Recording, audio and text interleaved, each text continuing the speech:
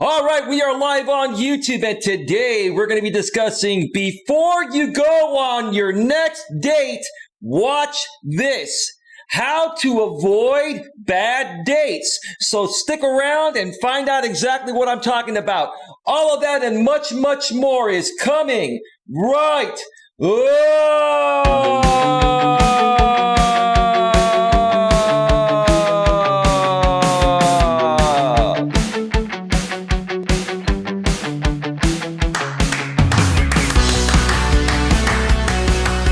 live from Northern California. Welcome to Navigating the Modern World with Coach Eli. And if this is your first time here, and most importantly, you are open to suggestions and change, please consider subscribing and then banging that bell. And after you bang that bell, when that pop-up box pops up, make sure you select all notifications, because that way you won't miss a single thing. You will not miss anything when it comes to getting a better grip on your life. And also make sure on your smartphone, your tablet, your iPhone, your Android, or anywhere that you have the YouTube app installed on, you must also make sure that the YouTube app is set to receive those notifications at a device level. Do all of that and you're set to go. You're set to go. Wow, look who's here already. Queen Helen Casey's in the house. Hello, Eli. Smash the like button for Eli. Welcome to the show, Queen. I know Mutt is at a family outing today, so more than likely she will not be joining us, but maybe she'll get a chance to catch the replay, because it's going to be another very interesting show regarding one of my favorite topics, male and female relationship dynamics. I mean, you know, everything stems from humankind, especially relationships. And, you know, humankind consists of men and women. Now, I know some people out there, you know, have a different way to look at it. I'm not here to judge anyone based on their sexual orientation, but the primary aspects of my content are, catered towards heterosexual men and women, but I do also help, anyone. I can help anyone, whether you're gay, straight, lesbian, bi, trans, regardless of your sexual orientation. I can help you, because there's one thing that's common with everyone. Sexual polarity is sexual polarity. And even if you're in a gay or lesbian relationship, one side's always going to exude more masculine energy, and the other side's always going to exude more feminine energy. It's like having, two chiefs in the relationship, there's only room for one chief, and, the rest are Indians, right? It's with no disrespect, but that's just the way sexual polarity works. And maybe I'll share more about that in this stream, or maybe I'll do a separate stream in regards to, what is sexual polarity, and how does it affect any types of dating relationships, or how it affects all orientations out there, whether you're heterosexual or not. So anyway, let's see. Let me just check out the chat here real quick to make sure that it is good. Okay. All right. So we got 7 people in the box here to start things off. Thank you so much for being here. Let me make sure the notification went out. And the notification has gone out, and the stream health looks good. The first thing I want to talk about here today is something not related to the topic. I am a YouTuber, and I do follow other YouTubers out here. And because we are in an election year, the topic of politics is going to come up more often on my channel. Now, I'm going to do some streams specifically catered to the upcoming election, and do more political type of topics. But if something noteworthy comes up, regardless of the topic of that particular live stream, I will mention that at the beginning of this show. And today I found out about something. I was scrolling through my feed on YouTube. And Queen, I'm not sure if you follow this guy or if you've heard of him. His name is Tim Pool. Tim Pool is a young man in his 30s. that's been, discussing politics online. He's been doing podcasting for a while, and he also has been running a YouTube live stream as part of his podcast for many years now. And, his podcast live show out here on YouTube is called the Timcast. And today I got I don't know him. Okay, it's an interesting story regardless, because his views, he's not an extremist one way or another, at least that's my opinion about him. His views are slightly more towards the right, like yours, which is not a problem. But something happened today that I want to mention because for me,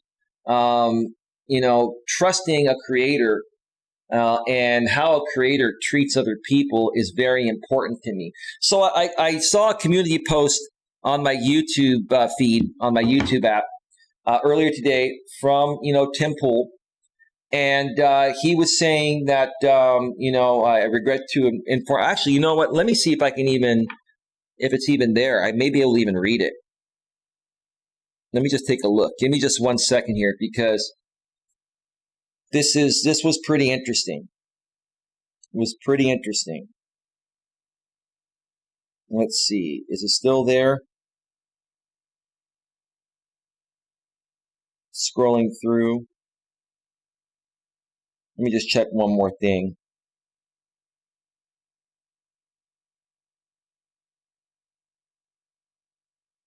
Might as well just go right to the page.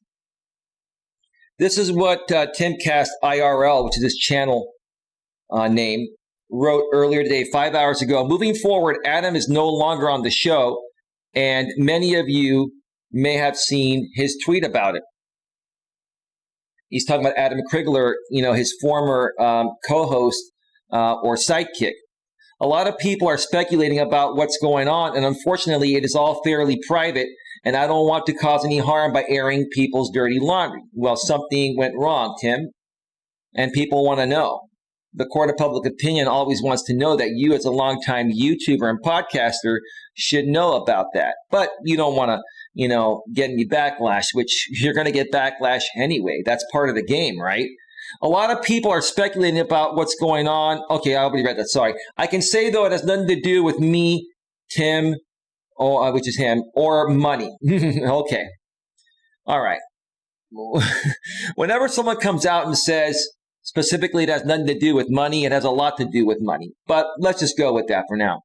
There is no YouTube conspiracy or issue of censorship. It is just personal and private. Sometimes these things happen. For now, the show will be me and Lydia. It should be Lydia and I. Proper grammar, Tim.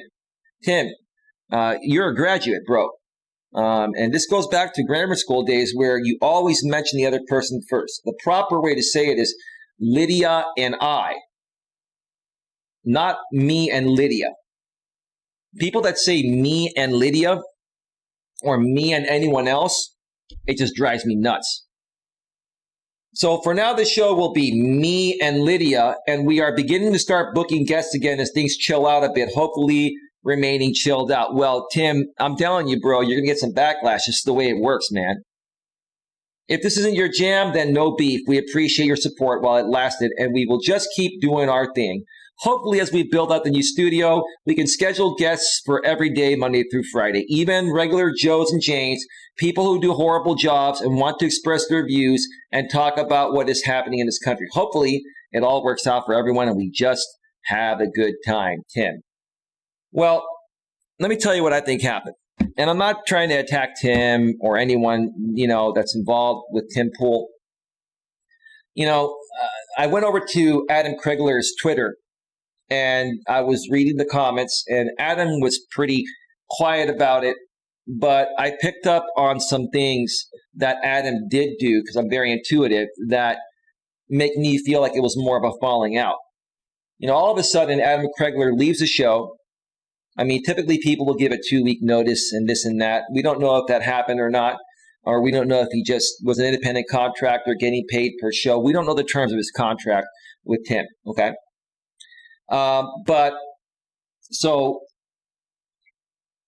Adam Krigler said, I'm building out my new studio. This is my channel. The new Adam Cast show is going to be starting soon.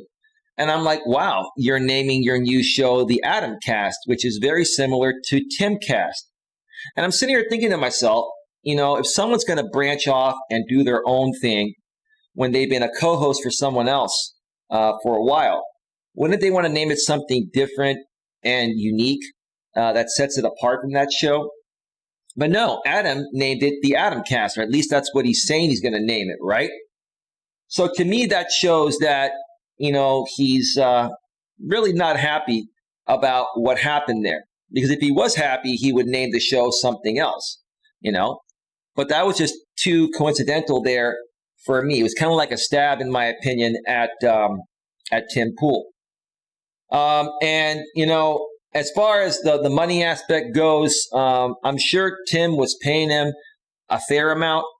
But here's the main thing I saw in the comments of Adam Krigler's Twitter. People were saying that, Tim would cut you off all the time. He didn't let you express yourself in the ways you wanted to express yourself. It was more like a controlled conversation that had to suit Tim's narrative.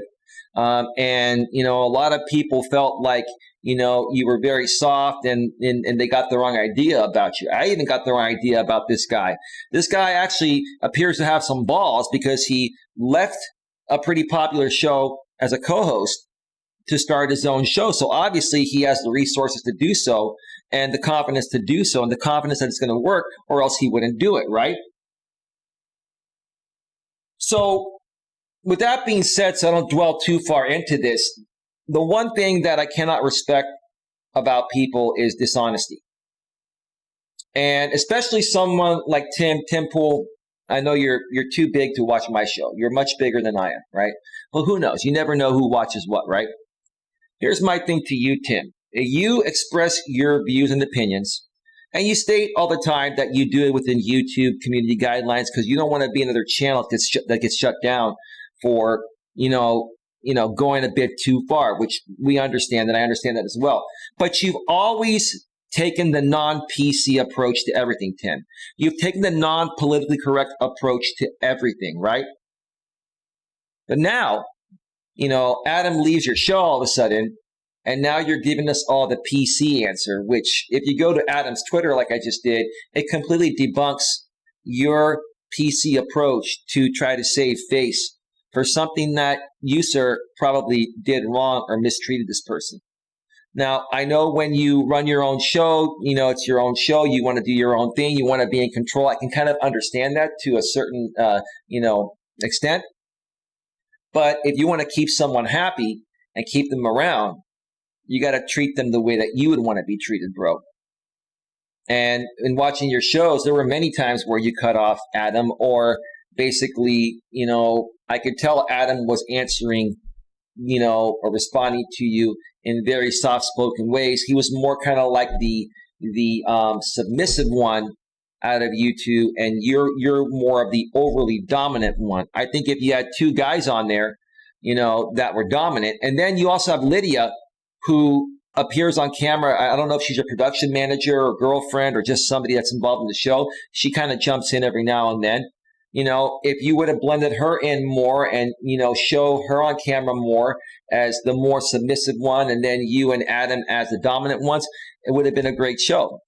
I think this was a learning experience, and hopefully from this point on, Tim, that hopefully, if you have another co-host down the road, you're going to know how to better handle the situation. And I'm going to give you a chance still, Tim. I've been subscribed to you for a while. I'm going to give you another 2 to 4 weeks to see how your show's going to go, and see if you even address this issue. I'll be watching, later today or tomorrow, whenever your next show is, and I'm going to see if you take ownership of this.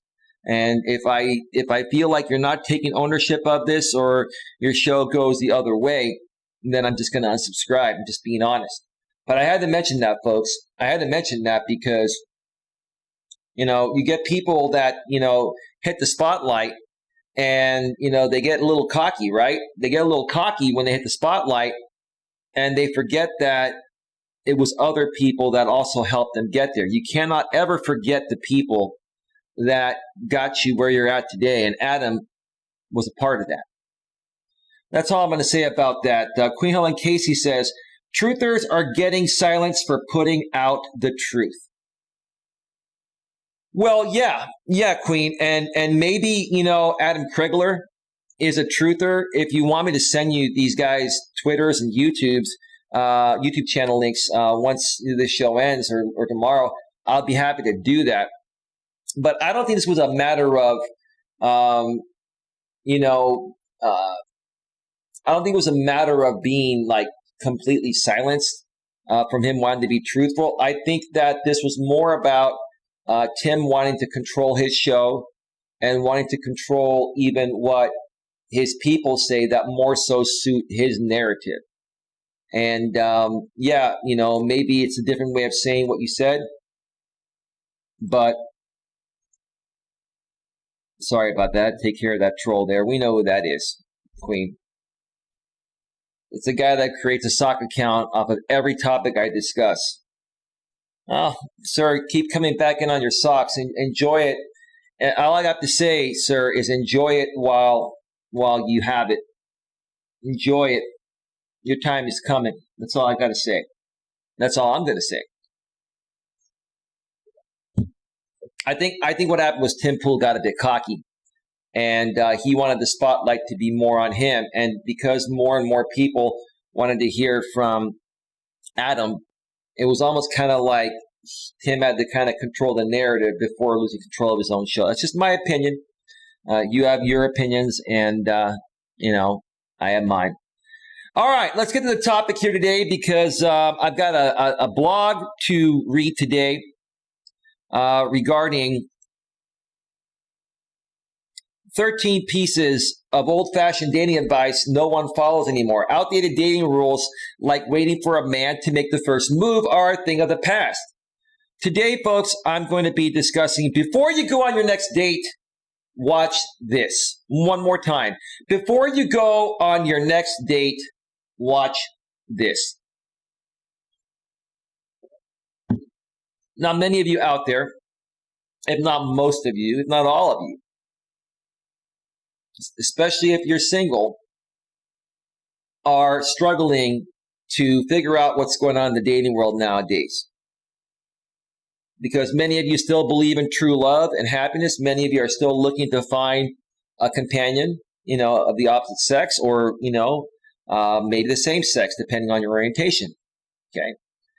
And you're putting yourself out there and you're going and you're meeting people and then they waste your time, or if you took them to dinner or coffee, they waste your money. Part of wasting money, or part of wasting your money is, you have to drive and meet this person. And if they don't live, right around the corner, you may be driving 20 or 30 miles or more to meet them. You go to coffee or dinner and you're paying for that, especially if you're a good guy like me, you like to pay the first time when you meet someone. You're investing money there, right? Maybe you're sitting in traffic, wasting more time. And then if it doesn't work out, then you got to drive back, maybe sit in traffic, and it's just a waste of time, right? And when it happens once or twice, we're like, okay, sometimes things just don't work out, okay? But when it happens like 20 times in a row, and not one of those 20 dates ends up working out, there's a serious problem. Now, a lot of people would say, well, the problem is within you, Eli, or, whoever is complaining. But that's not necessarily the case. Okay? The problem lies in you properly qualifying the person and getting to know them as much as possible before you meet them. Like I mentioned in the past, most people nowadays, if not all people, they're meeting online through online dating apps or online dating sites, right? And I tell people, I say this time and time and time again. You want to get to the point as quickly as possible. Okay? If you see a profile you like, send them a message. Say, hey, I like your profile. It's unlike anything I've seen or whatever, right? Write something decent, of course. Check out my profile and let me know if you'd like to get to know each other better. It'd be a great pleasure to get to know you, right? Let's say they get back, oh, Eli, checked out your profile. I really like your profile. Okay, I'd love to get to know you. Where do we go from here? Well, why don't we do this? I mean, I know this world's kind of crazy and busy. Why don't we talk by phone so we can hear each other's voices and get a better feel if we're compatible, right? Now, when you do that some of the times, women will say, okay, yeah, great, sounds great. Here's my number, or maybe they'll ask for your number, right? I typically will ask for their number because if they give no resistance to, or if they have no resistance to giving me their number, then I know that they're interested and they really truly want a chance to get to know me, or they're not afraid to take that chance to go to the phone. Now, on the flip side, you get some other women that will say, oh, I don't give out my number right away. How about I give you my email and this and that, right? And when I get that, I'm like, okay, you're just not interested. Either that or you're just a scaredy cat, or there are going to be too many walls and barriers for me to break through just to even have a phone call with you. And so if it's that difficult to just get on the phone with you, to get to know you and hear your voice and have a conversation with you, it's going to be even more difficult if we go on a date, right? And plus, what I tell women nowadays, sometimes I'm able to overcome that objection and say, hey, look, a phone call doesn't hurt. I understand some people play games and crank call people, but listen, we have smartphones nowadays where you can block people's number. How about, give me your number. I'll give you a call, and if something goes wrong, which I don't have time to crank call people, you can just block my number, right? And sometimes that will change their objection, and they'll give out the number. Other times they're like, I just don't feel comfortable giving you my number yet, right? And that's where you cut that off right there, right? So you gotta in the dating world nowadays, you gotta focus on people, whether you're a man or a woman. You got to focus on getting to know someone that is willing to progress and move things forward. Now, some people might come out and say, especially, this comes more from women than men. Some women will say, I just want to take things really slow. I don't want to move too fast. Can we send messages back and forth, for the rest of this week? And then we could talk by phone next week. And I'm like, I really don't have the time for that. I'm a busy person. I'm really looking to find someone that could be a great partner for me. I do have the time to give to the right person, but I don't have the time to give to someone that's not the right person. And I'd like to find out if you're the right person as soon as possible. And wouldn't you want the same thing, right? Okay. So again, what you're trying to do is look at their level of interest and see how much effort they're willing to make, and are they afraid to take a chance to move things forward, or are they not? That's what you want to see. And then you talk on the phone one time, maybe once or twice, and then after that, you got to decide whether you're going to meet or not. Now, before I get to this blog, I'm going to share another story of a woman that I had been recently talking to on Match.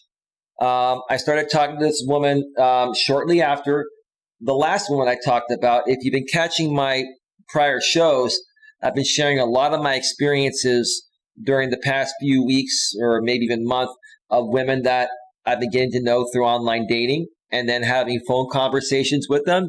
And everything seemed to be going well, but at some point, something happened and it kind of changed my outlook on them.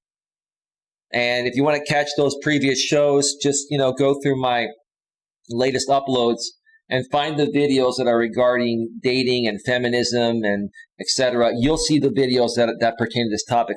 Those videos are the videos where I've shared my other experiences. But I was talking with this woman. I started talking with her about 5 days ago. And, I started talking with her before that. We were talking, it was pretty much the same time as I was talking with the other woman. But I had not gotten back to this woman until the other woman I was talking with was eliminated from my mind. I will only talk to one woman at a time. If there's one woman that I feel is a good fit for me and is interested in the same things I'm interested in, such as a relationship, and is relationship minded, I will focus on that. And then if it doesn't work out, then I will go back and continue a conversation that I was having with another woman during that time. So, I responded to this woman that got back to me. And I said, yeah, why don't we talk by phone? I would love to get to know you. You have a great profile. She was a beautiful woman, ethnic woman. She was originally from Kenya, Africa. So, she was, like a light-skinned African-American woman, but she was born over there. And I thought that was interesting because, I figure, okay, if she's not a woman that was born in the U.S. or born in the Western world, she's going to have more traditional morals, values, and ethics. I hate to tell you guys and gals out there that it doesn't matter whether women are, Western or Eastern. It's the same thing. Now, don't get me wrong. There are still some good traditional women left out there. They're just very, very difficult to find. Give me just 1 second here.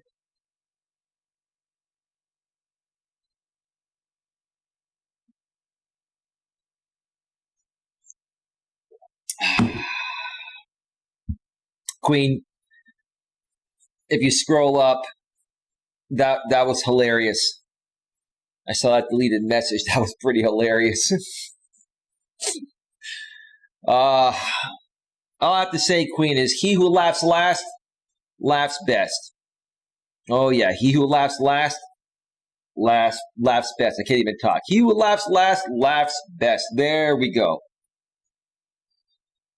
All right. So, to make a long story short, this woman gave me her phone number and we started talking. And, she was very interested. She goes, wow, I've never seen the profile written like yours. And she had a beautiful accent because she is from Kenya originally. And she actually has been in the U.S. This woman's actually 42 years old.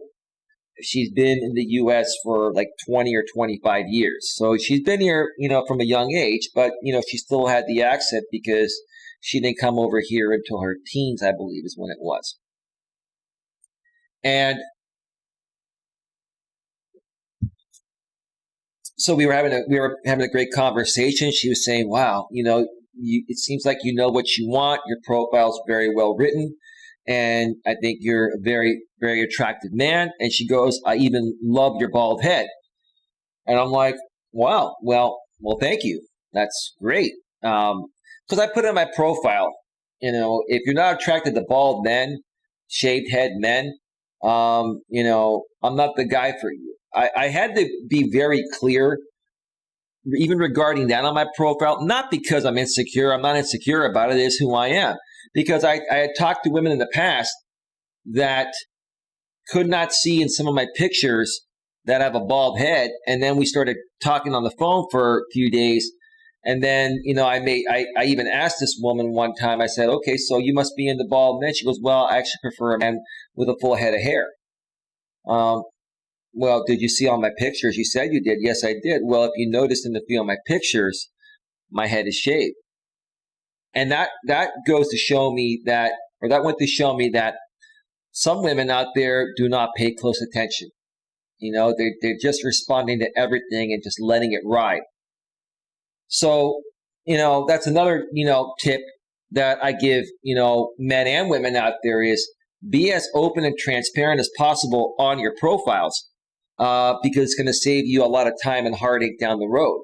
It's going to save you a lot of time that you would invest to talk with someone by phone, or even if you meet up with them and then they see that you're bald or there's something that they're not attracted to, and then you've wasted your time. You wasted your time on however many hours of phone calls you had before you met, and then you wasted your time and effort and money going to meet them. So if you can prevent all of that, by being upfront initially, starting from your online dating profile and then asking lots of questions on the phone call, that's going to spare you the heartache. So I was like, okay, this is great, right? We started talking more and more and more. We talked for an hour that first day, and she really loved the connection. She's like, oh my God, you seem like the kind of guy I've been looking for. I'm not trying to come on too strong. I've just, been putting myself out there, and I just have not been clicking with someone. After talking with you for an hour, I just feel like you're a good guy, and you're also attractive and this and that, right? I'm like, okay, great. Okay. Well, look, why don't we have one more phone conversation tomorrow and then set up a time to meet, right? Okay. So she was cool with that. She texted me the next day. We set up a time to talk. We had another great conversation. And that second day, the conversation was so great. It was in the morning. And this woman works a graveyard shift. And she had just gotten home, and she reached out if I was free for a call. I'm like, yeah, sure. So we talked. It was amazing. It was a great conversation. And towards the end of the conversation, she said, oh my gosh, I really wish you were here right now. You want to come over right now? She said that. You want to come over right now? And I'm sitting there thinking to myself, this woman is shit testing me, right? Because she's an attractive woman. And I feel I'm a decent looking guy, and she felt I was attractive. And that's all that matters, right? And yeah, I mean, this woman is a beautiful woman. I mean, you know what? I would have no problem being intimate with her if we're starting a relationship. But I mean, I wasn't expecting it to happen that day. But she was testing me to see what I was going to say. So this is what I told her. I said, you know what? Maybe you're joking about that, or I don't think you are joking about that, because if you didn't really feel the connection, you wouldn't say that. No woman would say that. But here's the thing. I think we should wait one more day. Let's talk about this. I just want to show you some good faith here, that I don't have a one-track mind like those other guys. I want to get to know you, right? So I played it off. I was like, okay, she's probably shit testing me, or she was, right? So we ended the conversation, and we ended up talking again the next day. And we had planned to meet the following day. So the fourth day, right? So we've had two conversations. We have the third conversation. We said we were going to talk the next day. On the third day, we were talking, and she said, "Oh, I'm off tomorrow. Would you like to, see me? And I said, "Yeah. Well, what time works for you?" She goes, well, I'm free between 4 and 6:30. And I said, well, there's a lot of traffic during that time. There's a lot of traffic during that time. How about we meet at 9 o'clock? 8 o'clock or 9 o'clock at night, just for an hour or so. I can come to your area and make it easy for you. So she was saying, I would prefer to meet you during the daytime because it's much safer to meet during the daytime. We could be around a lot of people. And right then and there, 8 or 9 o'clock at night is not that late, right? And there are things you can do and be in a safe area to meet someone even at 8 o'clock or 9 o'clock at night. And if you're talking with someone and you're connecting, you should feel some level of comfort and trust before you meet them, regardless of what time you meet, right? But see, a lot of women will throw this objection your way because they know if you meet them at night, there's a greater chance of something romantic or intimate happening. And there's a lot of truth to that. But don't you want to see if that's there as soon as possible to see if it's even worth moving forward? So right then when she said, I would prefer to meet you during the day, I don't feel comfortable meeting at night, I was like, okay, she's throwing up red flags. So I told her this. I said, okay, well, let's figure it out tomorrow. I'm going to let you get going. You're working tonight. You're off tomorrow. You got your graveyard shift. Go home, sleep. When you wake up in the afternoon, reach out to me. Well, what ended up happening? Okay, the afternoon came. I hadn't heard from her. So I, ended up texting her later on in the evening. And, she had told me that, she had nothing planned. And, she was going to see me. And I think we had from what I remember, I think we had tentatively planned to meet like at 7:00. That's right. We had planned to meet at 7:00, which was a little bit sooner than 8 or 9. The sun is still out during that time, and she didn't object to that. But because I had not heard from her, I told her to text me the next day when she gets up, and I hadn't heard from her. I waited until about 5:00, and I made up some BS excuse because I wanted to test her to see if it was worth meeting her. This is what I did. I told her, I said, I got this last minute. I said, are you still free to meet tonight? Let me know if that works for you. Just so you know, I got this last minute emergency phone coaching client I need to take care of. It is something very serious. I was BSing, but I wanted to make it believable because I was testing her, right? I got this last minute phone coaching client, and I'm not going to be able to get out there until about 8:30 or so. 8 or 8:30 or 9 at the latest. And she ended up getting back to me and saying, "That's okay. I have a Zoom meeting at what time was her Zoom? At 6:00. I have a Zoom meeting at 6:00. So no worries. We'll talk afterwards, right?" Now, this woman works a graveyard shift. I'm not going to tell you folks what she does, but she's in a professional industry.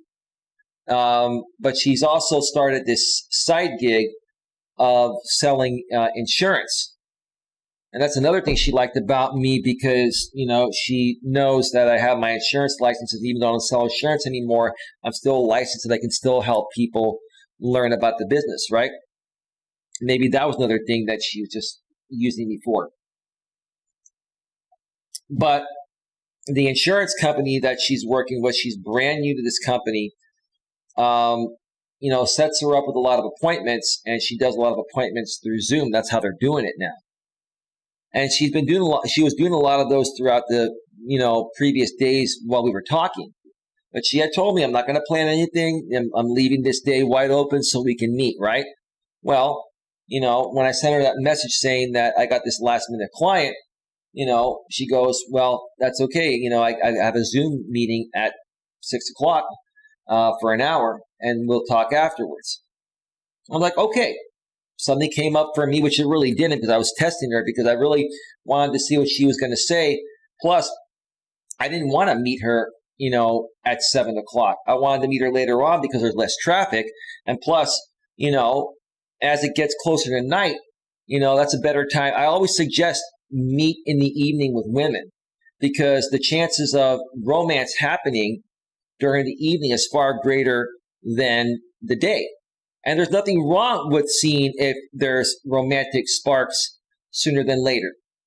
And as we get more into the blog, I'm going to go over, there's even a section on that, which I'll share more about that. It's not about, it's not about having a one-track mind and just wanting to sleep with a woman. It's about seeing if the overall connection is there as soon as possible, right? So I'm going to read her response to me. I'm going to go to her text. I'm going to read her response to me, or her responses. I'm going to tell you how this ended. And then I'm going to take a quick 5 to 7 or 8 minute break and then come back and get in this blog. So give me just 1 second here. Let me pop that open here.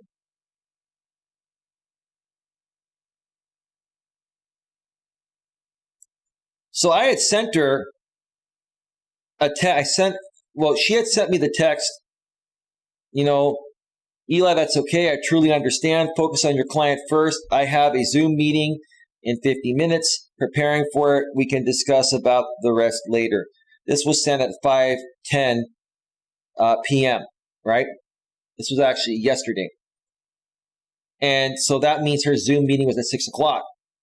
Well, I texted her at 7:18 p.m., an hour and 18 minutes later. And this is what I read. This is what I wrote her. I said, I'm done with my client. Let me know when you are done with yours. I'm planning on coming to meet you in your area for 30 to 60 minutes tonight. Please don't overthink this. I trust you and hopefully you trust me too. There's no way we would feel the way we feel about each other without trust. We had a great connection. It was feeling great, right?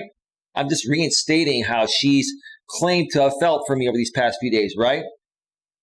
emphasizing on the parts that she really felt, right? Testing her, right? We should have a brief initial meeting so that way we don't keep dragging this on. I'm going to say, ma'am, instead I said her name, but I'm going to say ma'am because I don't want to dox her. Ma'am, you're a good woman and I'm a good man. Let's take that chance and not be afraid to take that chance. I'll be ready to leave about 20 to 30 minutes after we finalize our meeting. I'll make it very easy and simple for you. I'll park on the street near where you live and we can just hang out outside and talk a bit. I'd even told her the night before, if she feels more comfortable, I can meet her, at a shopping center parking lot. We can walk around or do whatever, right? I tried to make it as easy as possible for her. And she lives about an hour away from me with no traffic. So, now remember, her Zoom meeting started at 6 p.m. Supposed to end by 7. Her meetings, she told me, are about an hour. 7:18 p.m., I sent her that message. 1 hour later, or 59 minutes later, at 8:17, she sends me a message saying, "Hi, dear, call me, please." And I'm like, in my mind, I'm thinking, you're out of your damn mind. You're gonna treat me like this. You're gonna put me on the back burner and make me wait all day and hype up this whole connection we have, and then you're gonna just sit there and come at me at your beck and call. No, ma'am, it doesn't work that way. Respect, is a two-way street. And if you want me to respect and appreciate your time, you need to give me the same respect and appreciation, which you were not. So this is what I said to her. Listen to this. This is you guys out there if you're in a similar situation. Same with you ladies, but this more so happens with men, right? This is what I said. Instead of calling her, because I didn't want to be another long phone conversation with her if we weren't going to meet, I was like, screw that in my head, right? Are we still meeting tonight? ? Please let me know yes or no. When I sent her that at 8:20 p.m., she did not respond to that text initially. At 8:29 p.m., 9 minutes later, she tried calling my phone directly. And I'm like saying to myself, hell no, I'm not picking up this call because all she's going to want to do is talk all night and have this pretend, feel good, fake, online relationship like some people out here on YouTube have. I'm not into that, right? I didn't pick up the phone. That was 8:29, 9 minutes later after I sent her the previous text. At 8:47, which was, I think, what was that? 18 minutes after that, she sends me a text. She put, "No period, thanks." At that point, I went to hit the button to block her number. And then I also went to the online dating site I met her on and blocked her there as well. She was catfishing me. I know that, Queen. Thank you for saying that. She wasn't catfishing me with her looks more so, but she wanted to use me for information on how to grow her insurance business. And she wanted to talk with me longer on the phone and make her feel like she has something without, actually there being something there. She was seeking validation, Queen. She loved having these conversations when it was convenient for her, in between her days, in between everything else that she was doing. So I'm telling you guys got to make things happen out there, and gals too. Don't get me wrong. Guys do this as well on the flip side, but it more so happens to men from women. I'm not saying it doesn't happen on the other side, but this more so happens, from women or by women to men, right? So when I talk about these topics, many times I will address it from the male standpoint, but if you flip it around, it's the same thing for you ladies if you're in a similar situation.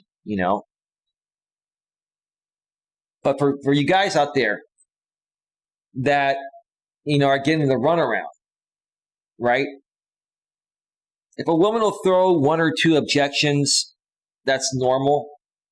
But when you keep trying to escalate something and move it along forward so you can see if you connect, and if they keep delaying it, or if they're not consistent, if they say, okay, I'm going to call you at this time, or we're going to meet at this time, or my day is clear, now all of a sudden I have a Zoom meeting for my secondary business that I could have told my company I'm not available for this meeting. I made plans, right? She could have told her self-employment company, which is not her main job, that she's not available to take that call or any calls today. But no, instead of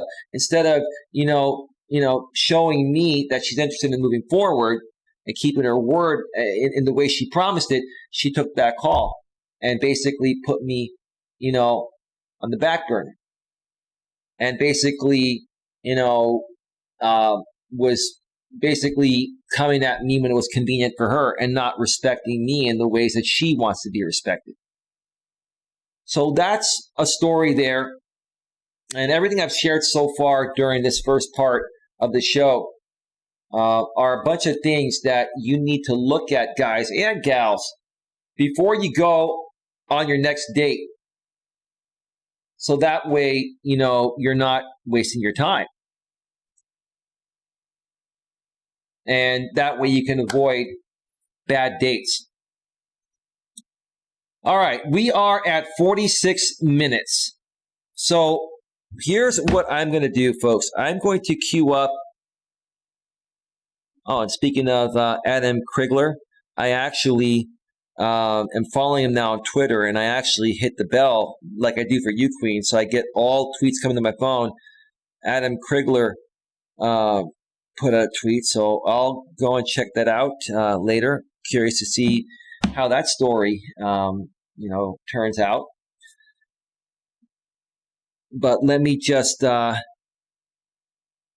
cue up some royalty-free YouTube music and take a 5 to 7 or 8 minute break, and then we're going to come back and get into this blog, which again is titled 13 Pieces of Old-Fashioned Dating Advice No One Follows Anymore. 13 pieces of old-fashioned dating advice no one follows anymore. Outdated dating rules like waiting for a man to make the first move are a thing of the past. Yeah, like this lady I was just talking about, she needs to read this article or watch my show. She's more than welcome to watch my show if she'd like. But I can bet you she probably wouldn't like what I have to say because she was trying to play me and catfish me like Queen said. And she wasn't trying to catfish me, Queen, in the typical ways, physically. It was basically trying to catfish me for information on how to be a more successful insurance broker because I've had 13 years of experience in the business. And she was trying to have somebody be her phone boyfriend. I'm not into that crap. If it's not happening in person, if I can't touch you and feel you and kiss you and make love to you and do all that, I want nothing to do with you. What good's that going to do, for Christ's sake, right? Jesus Christ.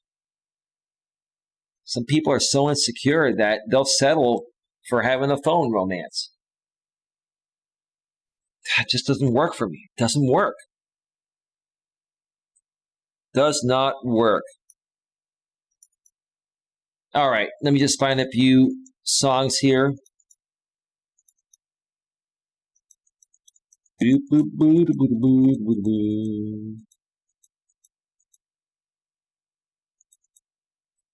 Just need one more. Just need one more. All right. All right, folks. I'm about to step away for another 5 to 7, or my first 5 to 7 or 8 minute break. And then we're getting the blog. So stick around. Do not go anywhere. We'll be right back.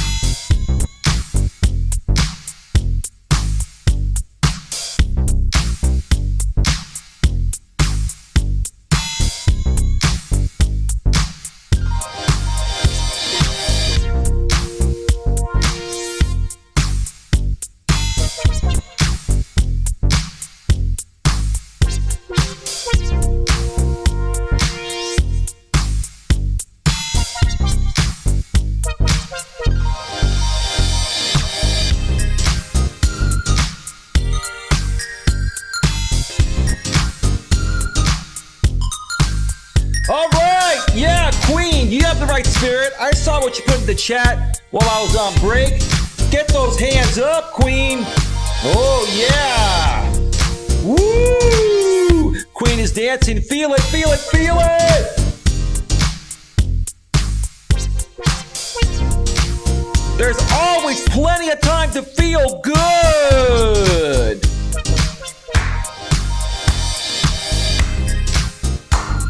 Come on. Feel good with me. Feel good, feel good, feel good, good, good, good, good. Yeah. Beat those drums. Yeah. Woo.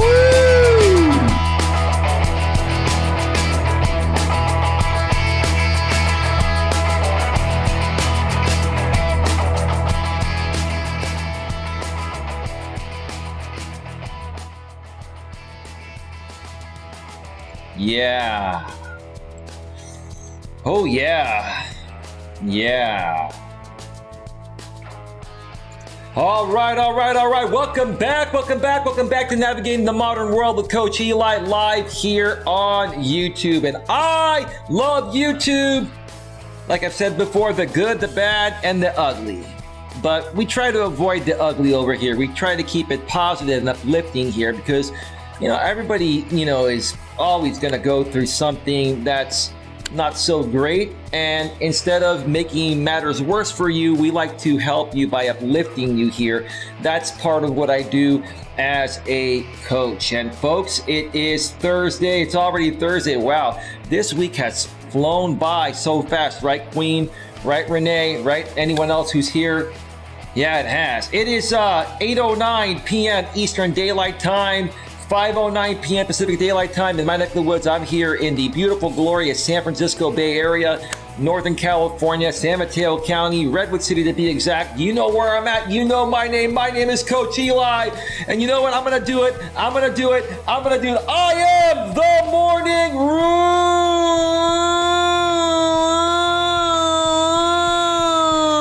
Rooster. How about a double dose? A double dose of the Morning Rooster! You know why I'm the Morning Rooster? I need to bring that back. Who says I bring that back? I am the Morning Rooster. I'm losing my verbiage. I am the Morning Rooster because I am here to awaken your success, because if you don't get out of bed each and every morning, wake up, smell the coffee, and feel good, you're just not going to get anywhere. And I want to make sure that each and every one of you has the best shot each and every day to accomplish whatever it is that your heart desires. That's what I'm all about. I'm all about positivity and uplifting people to unlock your inner greatness. How does that sound? Does that make sense? Now, Renee, welcome to the show. I have a question to ask you just out of curiosity. Earlier, you mentioned, I would hope I'm good here, Eli, since I've spoken to one of your good friends. Renee, would you kindly make us aware of who you were speaking with, one of my good friends? You do not have to put out their full name. You can just put out their first name. I'll know who you're talking about. The reason why I mentioned that, Renee, is because I get trolled very heavily on this channel. I've been doing this YouTube thing for quite a while now, and you get some people out here that are really not in their right mind, and I'm sure you've encountered people like that. So what they'll end up doing is they'll end up trolling me, and then they'll end up reaching out to every single person that either makes a comment on one of my videos, my pre-recorded videos, live stream replays, or they'll come here on a live stream, see who's in the live stream chat, and then reach out to them and, say things about me that aren't true, just to kind of scare people away from my channel. So I'm curious to know, Renee, who are you speaking with? Which friend of mine have you spoken with? And then I'll have a better idea of what you meant by that. So Renee says, how are you doing, Queen Helen? Renee says, I am doing good. Let me see here. Oh my God. People just don't have a life but to troll. It's hilarious. It's hilarious. Renee furthermore says, you seem to be in a great mood, Eli. Well, I'm always in a great mood, Renee. I like to keep things positive and uplifting. I mean, I've had my moments too. I'm human. I'm not perfect. And, nobody's perfect. But, if I'm going to help other people that aren't feeling so great, I need to keep the spirit up for everyone, whether they're feeling great or not. And I just like to lead by example. That's one of the best ways to help lead people to success. When I was in the corporate world and I was in managerial positions, I had a different approach to managing people or towards managing people than other managers. And okay. Well, hang on one second. Let me just finish this up here. And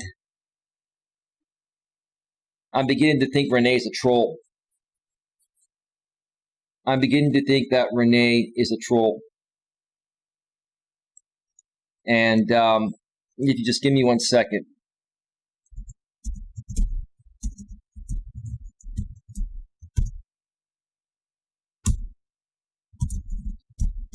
Hang on.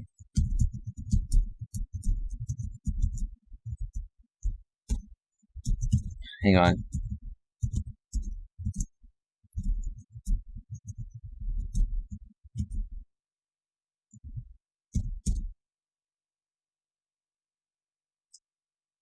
Give me just 1 second here.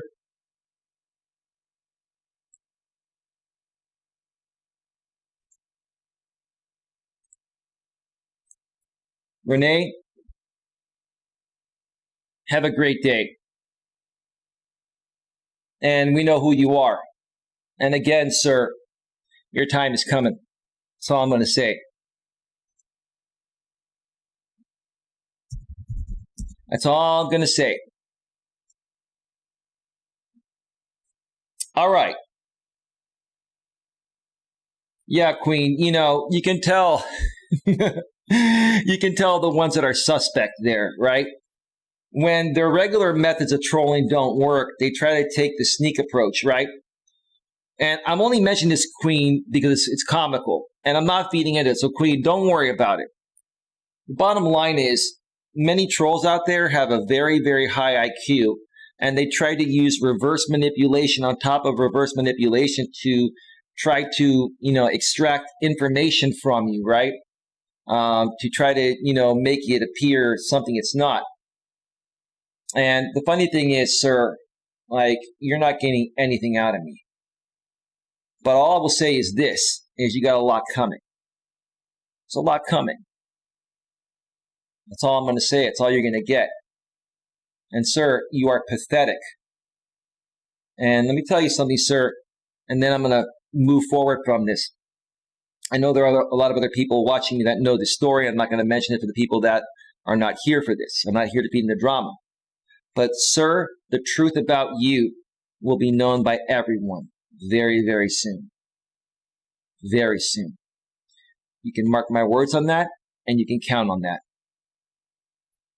Now back to the show. All right, folks, today we've been discussing, before you go on your next date, watch this. And I'm going to go over, in a second, I'm going to move over to the browser screen. But before I get there, I'm going to read the title again because the title is out of alignment, but the rest of the blog is in alignment. So I kind of want to scroll down past that page before I switch screens. But the title of the blog today is 13 Pieces of Old-Fashioned Dating Advice No One Follows Anymore. Outdated dating rules like waiting for a man to make the first move are a thing of the past. Now, I'm going to go through the first 7 steps here and then probably take another break and then come back and finish up with the final 6 steps. So we may be on for 2.5 to 3 hours today. You're going to get a lot of Coach Eli today, so hopefully you all like that. And if not, I'm sorry. It's your choice whether you want to be here or not. But for the people that are here, you're going to learn a lot, and it's going to spare you a lot of heartache and save you a lot of time down the road, right? Right. We've been already on for 1 hour and 8 minutes. Wow. I've got a lot to say. I can go all night, but I have other things to do as well besides YouTube. unlike some other people that eat, sleep, poop, and pee. YouTube. I hope that was advertiser friendly enough there, YouTube, to keep this video monetized. Thank you. All right. So the title of the blog article today, and this is from bestlifeonline.com. By the way, this blog link is a few lines down from the top of the description section. So if you want to check it out, just look where it says source, and the link is there. Show Best Life some love. They have some great blogs on there. And this one was one that really, really caught my attention. It makes a lot of sense. The title is called 13 Pieces of Old-Fashioned Dating Advice No One Follows Anymore. Outdated dating rules like waiting for a man to make the first move are a thing of the past. All right. Let me just set this up, and then I'm going to move over to the browser screen. There we go. And it looks like the chat is working just fine. All right. When it comes to dating in today's world, there are a few unofficial rules that come with the territory.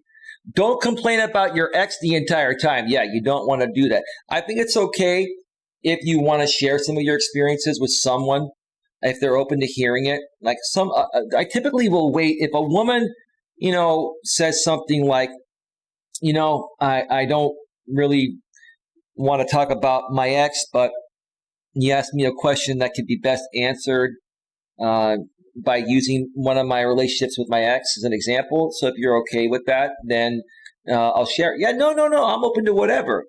There's a difference between, dwelling on your ex and learning from your ex and sharing what you've experienced and what you learned from it to move forward to have something with someone like me that you want, right?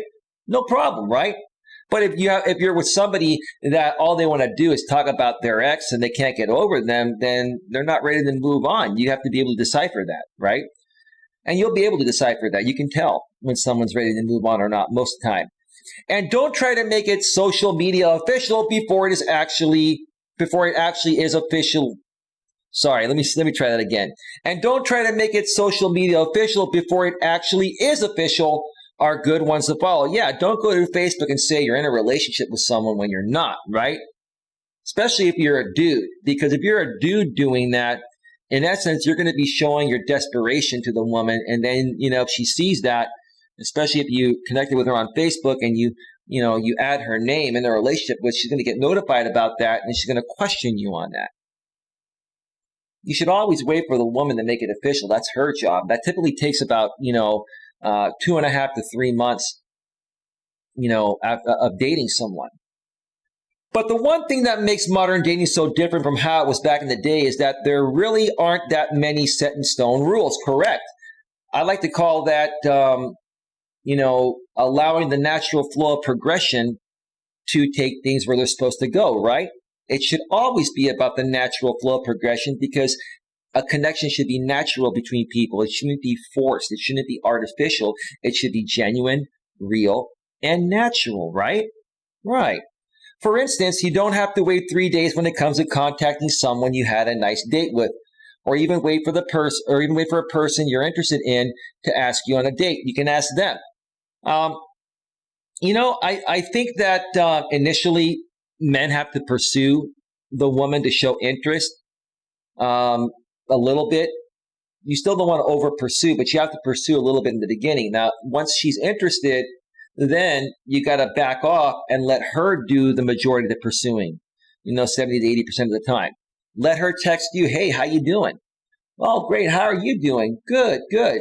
She might say, I miss you. I had a great time with you. And then you can get back to her and say, I had a great time with you as well. I miss you too. Would you like to hang out again? If so, when are you free to get together? Right? That's it. Your job as a man is to just set the damn date. That's it. Right?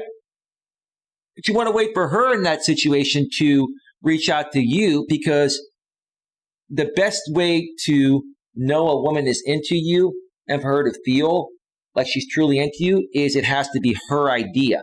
And if she's reaching out to you first by text and saying, hey, babe, hey, how are you? Hey, Eli, how are you? Then it's her idea to contact you. Then you're like, okay, great, cool. Well, it's great to hear from you. When you free to get together? Oh, I'd love to see you tonight if you're available. Do you think that's too soon?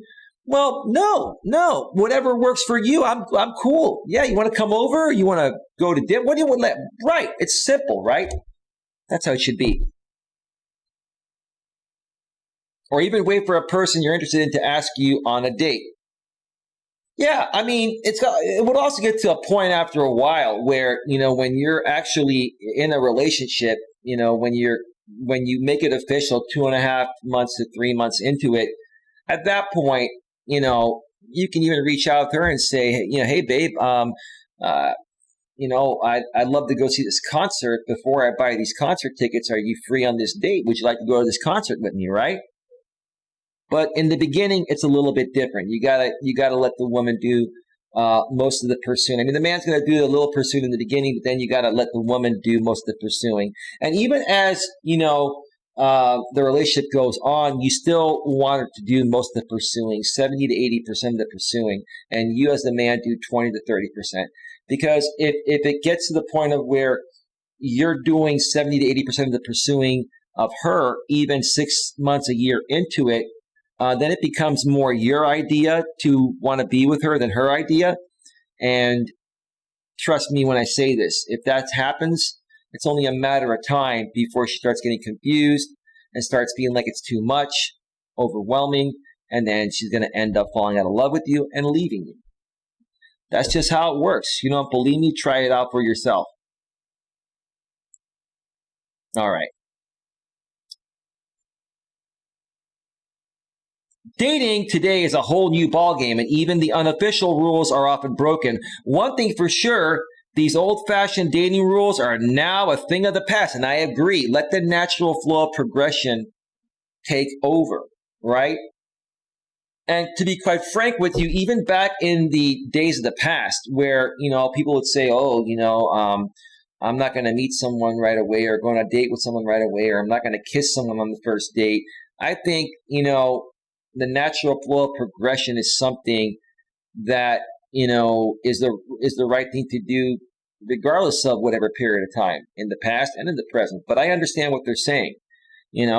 Things back in the days were a lot more traditional, and, a lot of people more, strictly lived by their religions or the Bible. And nowadays, it's just not like that. Now it's about what makes sense and what feels right, and at what moment it feels right to make that happen. And if that moment comes and, it's not seized, it'll never work. Then you're missing out on something you could have had that would have been great. Number 1, men should make the first move. Okay, in this day and age,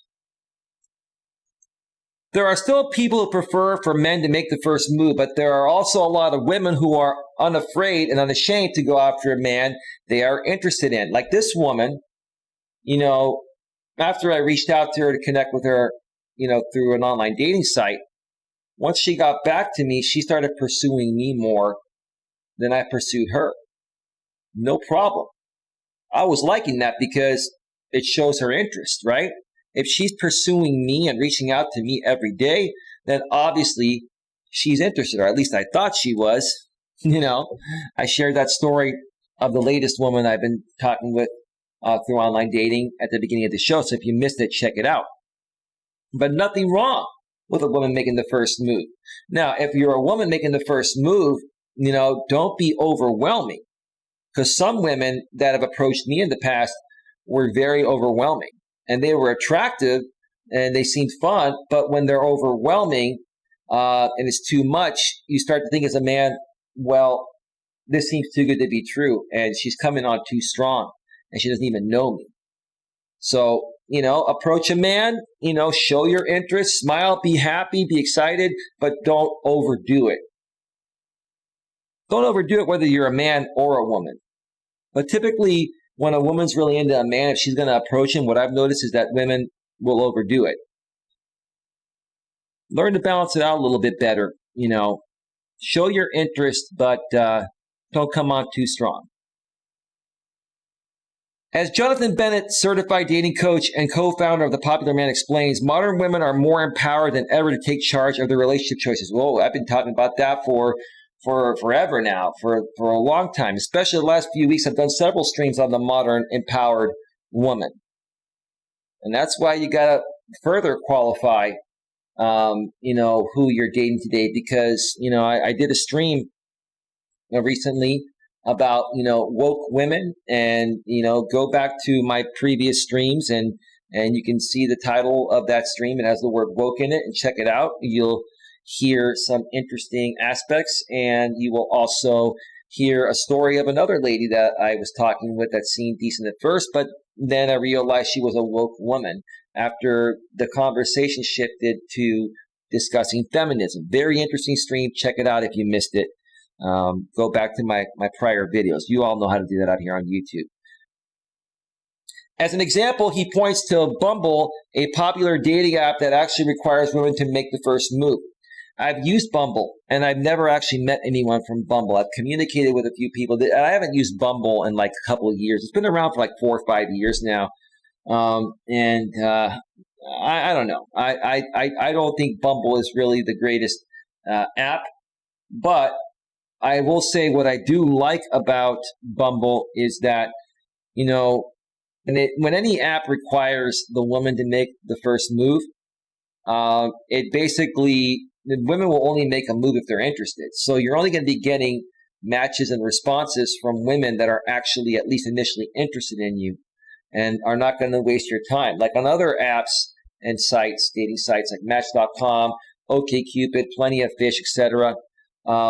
You can message a woman, and like in my profile, I put, please, don't feel the need to respond to me to tell me no, thank you. You can just ignore my message. You're not being rude.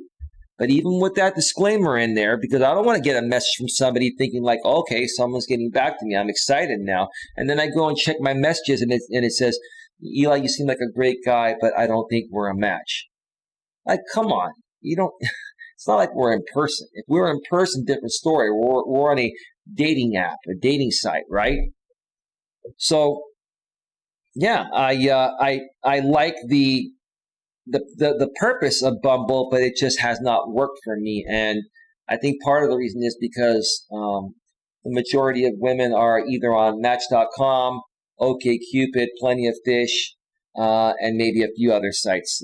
There aren't an abundance of women on Bumble. Your choices are far less. But hey, I've been on it for years. Maybe it's different now. Who knows? Maybe I will give it another shot. Who knows? Number 2, men should always pay for the date. It's an interesting one. Sure, it can be nice to have someone, excuse me a second. Sure, it can be nice to have someone else pay for your meal, but this rule dates back to archaic times when women weren't actually allowed in the workforce. Many women opt to cover the meals themselves or even split the check with their dates. As Alex Williamson, head of brand at Bumble, explained to HuffPost, she believes the person who asked for the date should offer to grab the tab. Well, a lot of people say that, whoever is the one that asks the other on the date should pay the tab. I disagree with that. I'm more traditional with that. And I'm the kind of guy that even if a woman were to ask me out, it makes me feel like I'm more of a man to do that.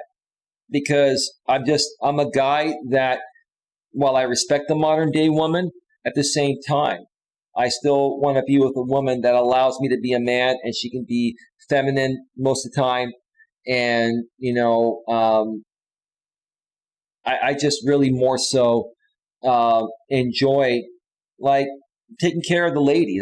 I'm not saying women can't take care of themselves nowadays. They can. But it just makes me feel like more of a man when I do those types of things. Now, what I do look for on a first meeting or second meeting or the first time we go to a dinner is to see if they're going to offer to pay at all. And the majority of the women that, I've gone on the dinner date with, initially, here's what happens. One of two things will happen. They will either offer to split the tab with me, or they'll offer to pay the full thing.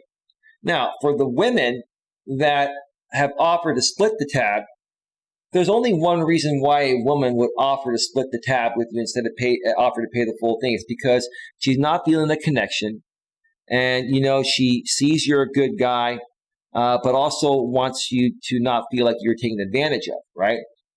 So if you're on a date with a woman, first date, second date, let's say you're at a dinner. I typically won't go to dinner on a first date, maybe second date. But if you're on that date and she offers to pay half the tab, that's typically saying that I see you more as a friend. There's nothing romantic happening. You haven't done anything to escalate romantic feelings with me. So I want to pay half the tab because I don't plan on seeing you after tonight, right? Now, if they offer to pay the full meal, there's no way in hell any woman would offer to pay the full meal if she wasn't interested in you, right? So what I look at is, for the women that offer to pay the full meal the first time we go to dinner, I'll still pay for it, but at least her making that offer is showing me that she's really interested in me more than my money, and she really likes who I am, and she wants to show that she respects me as much as she feels she's being, respected by me. So that's that. In my opinion, hold on a second. In my opinion, if one person asks the other out, that person should take responsibility for the check. Again, I disagree. A lot of people feel this way, but the choice is yours, how you want to do it. But I understand where they're coming from. But in any case, I always think it is reasonable for both people to offer to cover all or part of the check and have a conversation about it. Well, I look to see again if the woman is going to even offer anything at all when the check comes. And, every woman that I've been in a serious relationship with has offered to pay the full check. And I don't let them do it. And some of them are insistent upon it. But I say, no, I want to show you a good time. I like who you are. I want this to be different than any other date you've had. And I enjoy your company. You can get me down the road in the future, but, I want to show you a good time. Still early on, I want you to get to know me. And they're like blown away by that. They smile like, wow, right? And then typically after that meal, like, you want to go drop them off or something. They're like, oh, do you want to spend a little more time together? Do you want to come in for a little bit? Yeah, if you insist, sure. And then you know what happens. Like Coach Corey Wayne says, then you can have your session of the Indoor Olympics, which is what, Coach Corey Wayne refers this as. I'm sure you folks understand what the Indoor Olympics are. We don't have to get into any further detail on that. She says, I always tell people if you aren't comfortable paying for a restaurant, don't recommend it as the location of the date. If you initiate a date, pick a place where you'd be happy to cover the full cost of the bill. Right. So if you're going to go to like a 4-star restaurant early on in the relationship, which I don't suggest, don't go to a crappy place, but don't go to an extremely fine dining place, right? And it's going to be a $150 meal. I wouldn't expect someone to even offer something like that early on, but I wouldn't take someone on a date like that early on. So what they just said right there, really wouldn't apply initially, in most cases, but I understand what they mean by it. Okay, number 3, your date should pick you up at your house. In the past, women would eagerly wait in the home for their date to pull up in front of their home to take them out. These days, however, you usually hear about people agreeing to meet at a central public location, like at a bar or at a restaurant, sorry. Yeah, that's because, they don't know you. You don't know them. You're meeting online. So you're meeting for the first time. And so they want to meet in the public place where they feel safe and comfortable. And I don't have a problem meeting women in a place with a lot of people. I was mentioning earlier, the story of the lady that didn't feel comfortable meeting me at night. It's not about, meeting like, at your place and inviting me over to your place to sit down on your couch on the first meeting, at night. But, if we're going to go to a bar or a restaurant or do something, right, then I want to meet at night. Again, you want to meet people at night because they're more relaxed at night, their day is done, and then that gives you an opportunity for romance to happen. And if you're if you're a woman that won't meet a man in the evening because you fear that, romance might happen afterwards, then why are you going out with him in the first place? Isn't that what you want to happen? Or isn't that how you want to connect with someone? So guys, I always say, at least early on, you want to meet with whoever you're seeing at night, and you want to do things that are going to give you an opportunity for a romantic connection to happen. It's not saying that that's all you want, but if you are going to meet someone the first 3-4 times during the daytime, and you're going to a movie or you're doing other things that are around a lot of people, you're not gonna. It's not gonna, put out the best mood for things to progress. Okay. Susan Trombetti, CEO of Exclusive Matchmaking, advises that if you are meeting someone online, never let them know where you live or work before you get to know them. Sure. And every situation is different. Some people will talk for, a few days and they're like, you know what? I know it's crazy. I get a good feeling about you. I know there are crazy people out there, but you know what? Just come over and hang out with me. Nothing funny, right? I've been in a couple of relationships where that happened. And things did actually progress that night, but then it turned into something amazing. It all depends on, the individual you are and, how much you really want something to work. And using your best intuition on whether you feel you could trust that person or not. Now, typically, you're not going to, talk with somebody from online dating, for a day, and then you talk on the phone one time, and then they're inviting you over to hang out with them at their place. The woman is inviting you over to hang out at her place, but it does happen. And if it does happen, then so be it. Whatever feels right. But yeah, what was mentioned here, Susan Trombetti, CEO of Exclusive Matchmaking, advises that if you are meeting someone online, never let them know where you live or work before you get to know them. For your first date, you should instead meet them somewhere public. For the most part, I'll agree with that, but each situation is different. Each connection is different. Some people are more chance takers and risk takers. Most women would be about meeting in a public place, but there are some women out there that I've met that are like, you know what? I don't care how crazy it sounds. I feel it. I've been single for a while. I want to take a chance. And if a woman is that forward with you to the point of where she'll bring you over to her place or, meet you late at night, and she's making it easy for romance to happen, then what is wrong with that? Right? Especially if the overall connection was great when you were talking on the phone. Nothing wrong with that. Number 4. Let me see if we have anybody in the chat here. Queen says, no.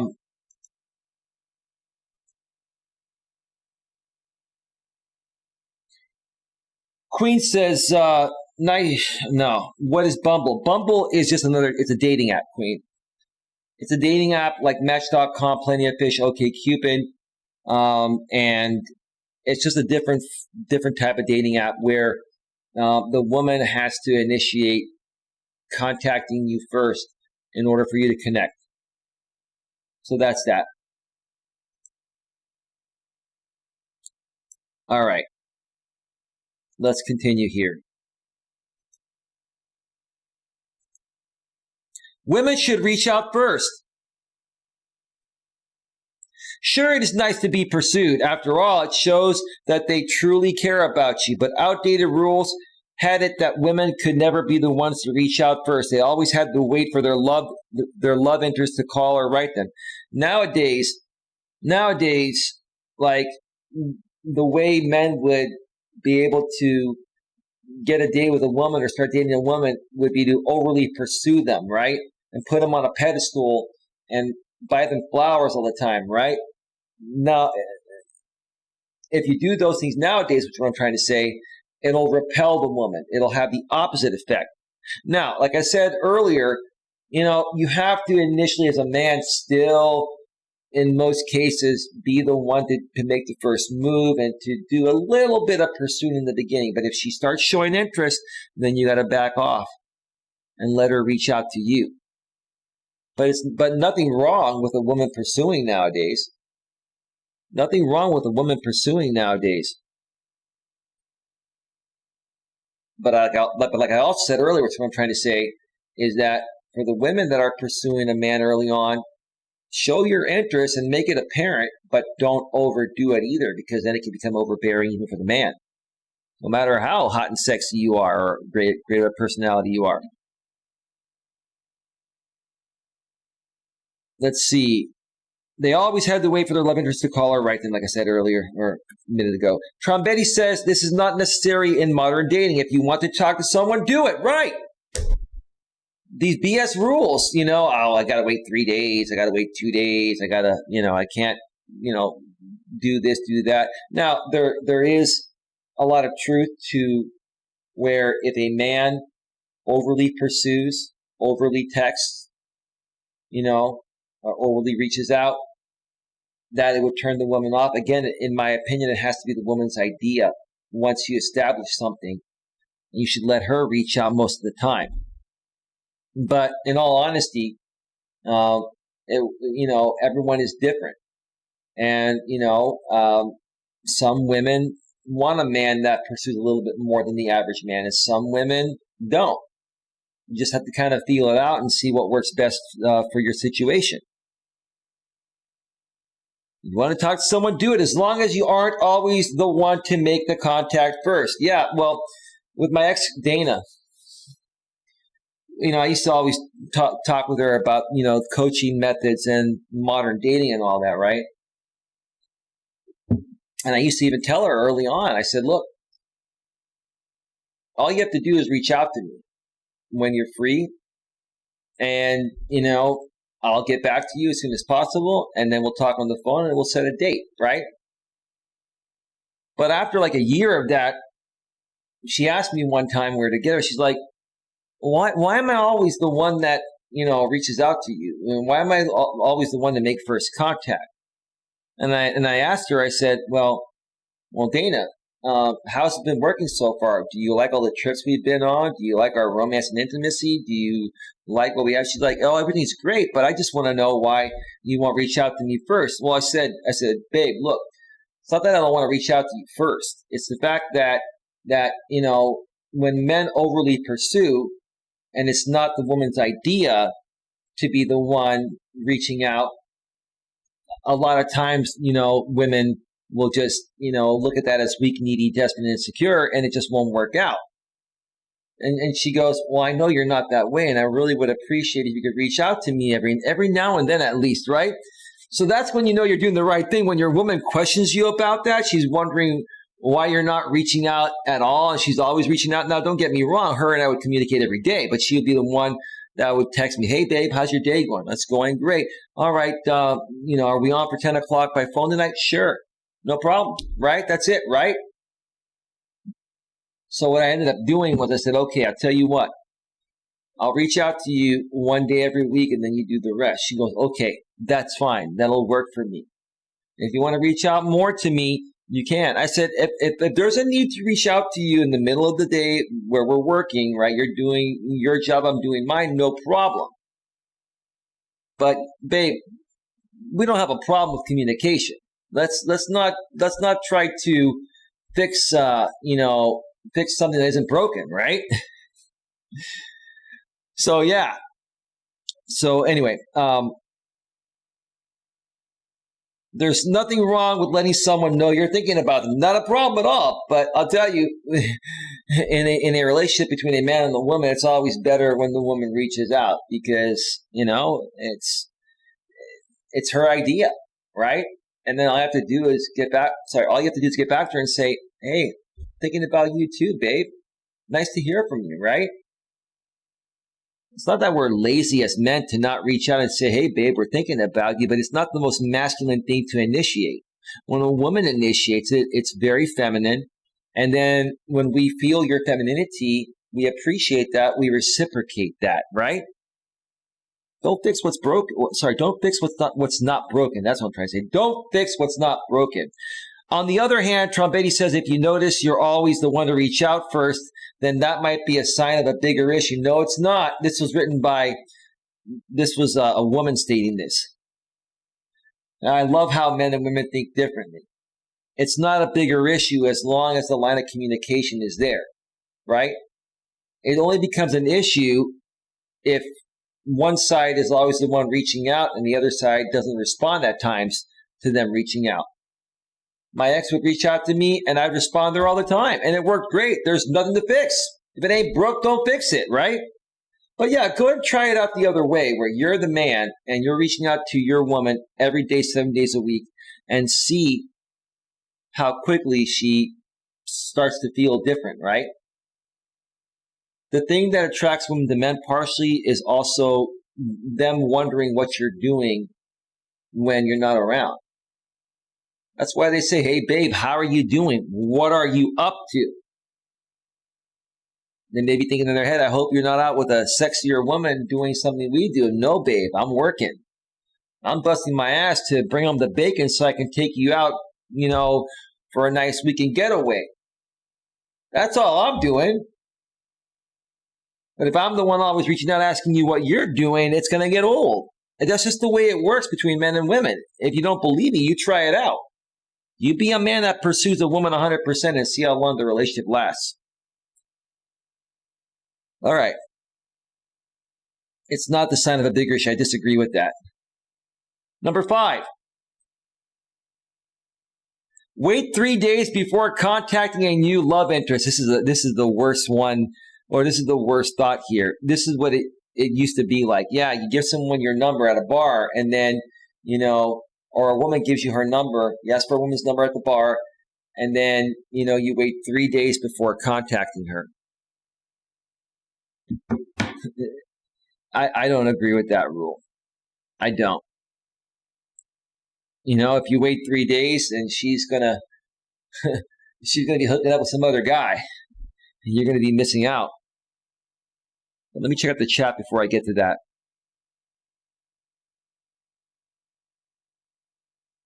Queen says, oh, okay.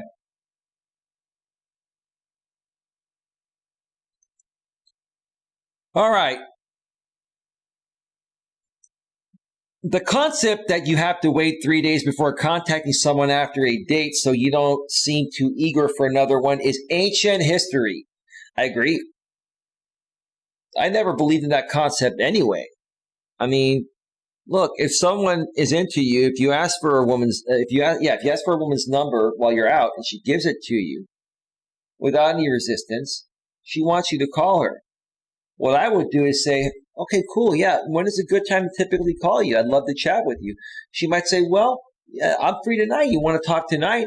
Yeah, how about I give you a call around 9 o'clock after everything gets settled in? We, do whatever, I'm sure you're going to cook dinner. I'm going to cook dinner. Let's talk at around 9 o'clock. Okay, great. I look forward to getting your call at that point, right? Nothing wrong with that, right? So I never believed in this one myself.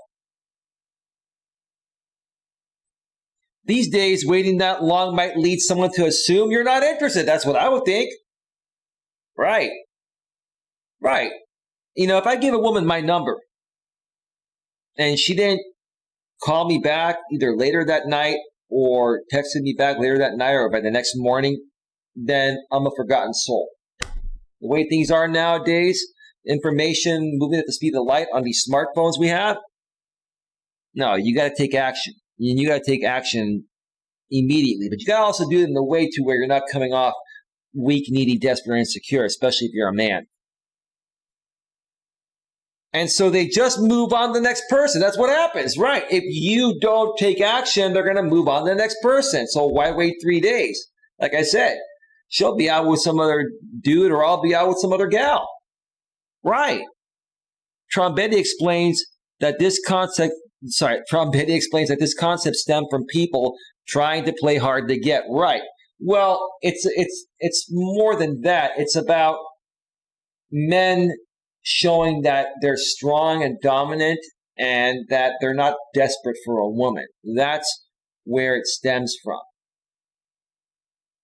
So it used to be, and it's still kind of a stereotype nowadays. It used to be, okay, you ask a woman for her number. She gives you her number. She's like, hey, yeah, call me whenever you want, right? And then you don't call her that night. You don't call her the next night. You don't call her the following night. You call her the third night. And she's like, oh, hey, oh, yeah, I met you at the supermarket, right? Oh, yeah, I got to be honest with you. I'm going on a date with someone tonight. You see what happens? Just in 3 days, right? You missed out on your opportunity. Why not try to text her later that night and see if she's free for a call? If not, you can arrange a call for the next day at some point, right? You gotta, take that chance while the stove is hot.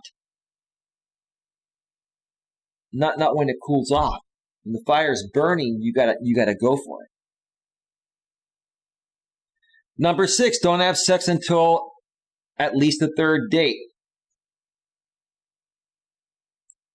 Give me 1 second here.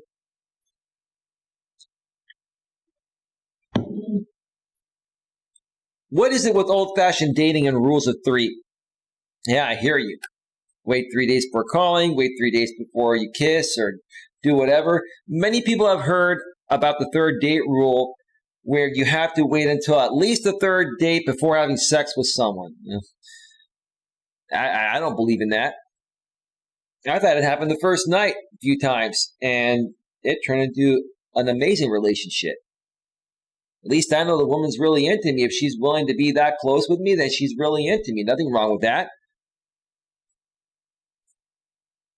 It doesn't make women bad women that allow that to happen with certain guys if they're feeling that connection and they want to take that chance. Nothing wrong with that. But this one steadfast rule is outdated and unnecessary to follow in modern times. I agree. I completely agree with that. And this is what I loved about reading this blog the most. This number 6 here, I'm all for it. There isn't a universal right amount of time for every person. That's right. It's about what feels right between the both of you, right? It's about the natural flow of progression and how it's flowing between the both of you. For some people, it may happen sooner. For some people, it may happen down the middle. For some later. When it feels right, it'll happen. Typically, if it feels right with someone, it's going to happen sooner than later. Why would you want to hold back on fully expressing yourself with someone you're really into and someone that's really into you? Yeah, right? There isn't even necessarily a right amount of time for one person in every situation. Just said that in different words. Let's continue. According to an article in Glamour, maybe with one guy you couldn't keep your hands off each other on the first date. Oh yeah. My ex was like that. My ex, look, many people out here that have been following me for a while, they think I'm not over my ex. They think I keep talking about her because I'm not over her. No, I mention her for example purposes every now and then because she's absolutely the most amazing woman I've ever met. Like, there was instant chemistry between us the moment we met. And she showed that to me. And she's a very decent woman. She's not a woman that sleeps around or anything like that. But we had such a high level of attraction for each other, she couldn't keep her hands off me. And I was like, wow. I was just blown away. I've never been with a woman that made me feel that way. And then the way she felt, wow. It was just, I'll just put it to you this way. It was mind-blowing. I don't know if I'll ever have an experience like that again in my life. I'm not saying it's not going to happen, but that's like a once-in-a-lifetime feeling there. So, yeah, you couldn't keep your hands off each other on the first date. But then, with the next, it took you months to feel comfortable. It takes that long. It probably wasn't meant to be, but I get it. Some people are okay with working at a slower pace. For me, I want to know as soon as possible, are we in this thing or are we not? Because I don't have time to waste, especially as I've gotten older now. If you have your own rule for yourself, that's fine. Women that have rules on this, I'm out. I'm not going to deal with a woman that has a hard set rule saying, I wait 10 days before having sex with anyone, no matter how good they are, no matter how comfortable I feel. Well, ma'am, sorry, it's not going to work for me. So you can have your own rules, but those rules are probably not going to work for everyone, if not most of everyone. But I think you should consider breaking it every once in a while. And even if you don't assume your rule is right for anyone else. Right. If you want to connect with somebody, if you're a woman that wants to connect with a man, and you go into meeting each man thinking that every single man is a one-track mind, it's going to be more difficult for you to connect with anyone. Because guys like me will pick up on that, right? And that means you're going to try to slow down the natural flow of progression from happening, even if it feels right, because of these conformed rules, right? So any woman that has rules on dating, on how soon is too soon to kiss, to make out, to have sex, to do whatever. If you have hard set rules like that, it's not going to work for me. And I will ask questions initially early on a phone call to gauge that. That's what you guys should do as well. Is you want to gauge how open your woman is when you're talking with her. And if you feel she's the kind of woman that will just let the natural flow of progression happen, including when it's the right time to have sex as well. You don't want to be with a woman that has a lot of rules like that or any rules like that. It's not going to be fun. Don't you want to be with someone that's fun and wants to connect? I certainly do. And number 7, I'm going to read one more here before I take another break here. I prefer to go without sex, says Queen Helen Casey. Well, Queen, you're entitled to your own opinions and ways of living. I'm not going to question you. It's just most people feel different about that. But hey, how you live your life is your choice, just like the blog said. No one's judging you, and not me either. But wow. Yeah, I know some other women and men that have just withdrawn from sex. And I'm like, giving up on the most beautiful thing that you can share with someone. There's just no better feeling than being that close with someone. Like when I'd go with my exes on weekend getaway trips, we'd go hiking and we go to a nice restaurant, and then we'd come back to a nice room and snuggle up, and man, you got a beautiful woman right there next to you and you've had a great time with her. I mean, you want to feel that love.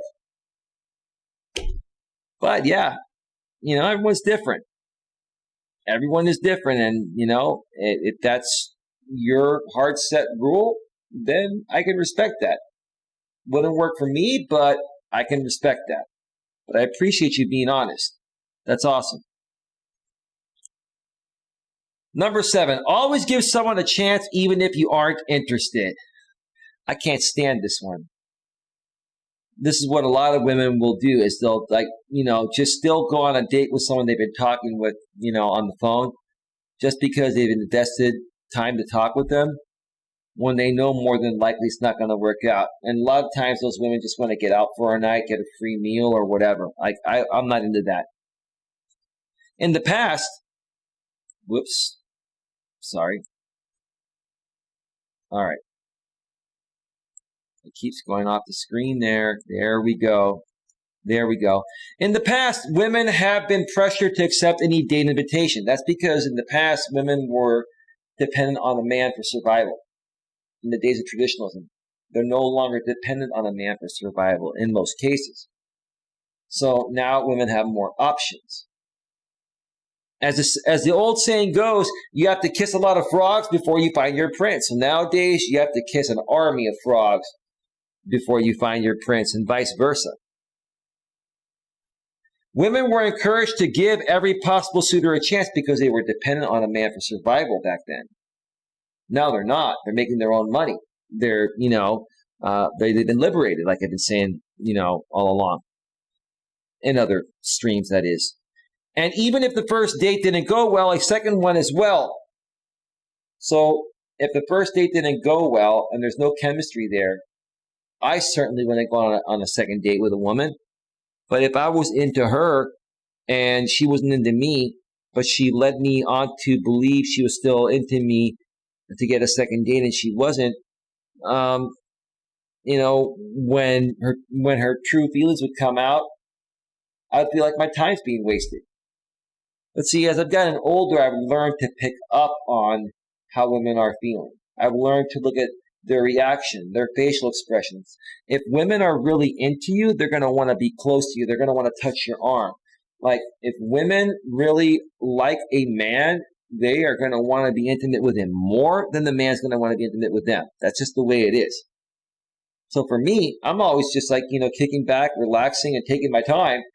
And if a woman likes me for me and she starts getting closer to me, I will wait for the woman to give me some kind of sign that she wants to get busy, per se, before I even start making my move. But you don't learn how to pick up that vibe until you get older. Unless you work with Coach Eli, no matter what age you are, and I can help you understand how to better pick up that vibe at any age. Online dating coach Eric Resnick says this is a rule most people no longer follow. I agree, and they shouldn't follow it. Be yourself. Go with the natural flow of progression. Go with the flow. Whatever feels right, feels right. If something feels right, and both of you, let me ask you guys, I'm sure you've been in this situation. Have you been in a situation where you're on a date with a woman and you're attracted to each other physically, mentally, emotionally, and you start to kiss, you start to make out, you're touching each other, you're turned on, and she even says that she wants you and you want her, and then you start to go take her clothes off, and then she says stop, right? Okay? And then maybe, you might be able to start kissing again and back off a little bit to make her feel comfortable, and then maybe it happens. Sometimes women will get you in that position, work you up, and then just not do it. Okay? Like, you don't want to be with a woman like that. You don't want to be with a woman like that. You don't want to be with someone that's going to tease you in that way. That's a woman that probably is one that follows these rules and was trying to follow her rules, but she let something happen, right? Just to give you a little something, right, to keep you around. But she already knew she wasn't going to let it go all the way. Like, in my opinion, whether you're a man or a woman, don't start something you can't finish. Because if anyone tries to start something with me that they're not going to finish or not willing to finish, then that is the last time I'll ever see them. That's just the way it is. You want to be with a mature woman that knows what she wants and is not afraid to go after what she wants, just like she wants you to be. She wants you to go after what she wants as well, which is her. Right? Just don't over pursue. Do it right, and you'll have your best chance of having an awesome relationship. When you treat dating as a numbers game, you set a countdown clock towards emotional burnout. Well, that's what happens nowadays. You got to go on a lot of dates just to find one decent woman or one decent man. And there are many reasons for that. There's, the woke woman, the feminists, like those women I won't date because, in my opinion, they're not in the right mindset. That's just my opinion. They're more about what suits them, not what suits them and their partner. For me, it's not just about what suits me. It's about what suits myself and my partner. I take both sides. I take each other's feelings into consideration, not just my own. But if you have a selfish, other half, a selfish man or a woman in the relationship or in the dating process, to me, it's just not the right fit, and you shouldn't continue pursuing it. You are in a mad dash to find someone before the conveyor belt of bad dates you think you have to suffer through wear you down to the point you don't want to try anymore. That's where a lot of people have been. That's why I did this stream exactly, because you can prevent most bad dates before you go on them by properly qualifying these people. especially if you do what most people do. You meet people online, right? When you meet people online, send a few messages, get their number, talk on the phone once or twice, and then set a date to meet and keep moving it forward. If they're not progressing forward with you quickly enough, then move on. You have other options, right? But don't get caught up in an endless trap of, oh, let's keep talking. Let's keep talking. I don't feel comfortable meeting yet. I don't feel comfortable doing this yet. Well, ma'am, if you didn't feel comfortable, why did you put yourself on a dating site saying you're looking for true love? How are you going to find true love if you don't feel comfortable getting to know a man? Let's be real about that. Listen to your gut. You may not be able to prevent every bad first date, but you can usually spot 80% of them before they happen. And even that applies to me too.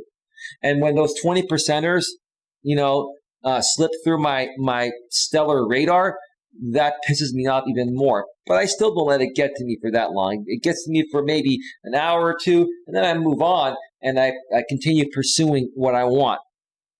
So I get that. That makes perfect sense. All right, so we're at number 8, and we are now at 1 hour and 59 minutes. I'm going to step away. I'm going to move back to full screen, switch back to full screen. Queen Helen Casey furthermore says, an army of frogs. Okay. An army of frogs instead of princess for you, right? Right, Queen? Yeah, I get it. I get it. All right, so let me cue up some more royalty-free YouTube music. And then we're going to step away from their break and finish up the show with the last 6 points. Okay, let me see here.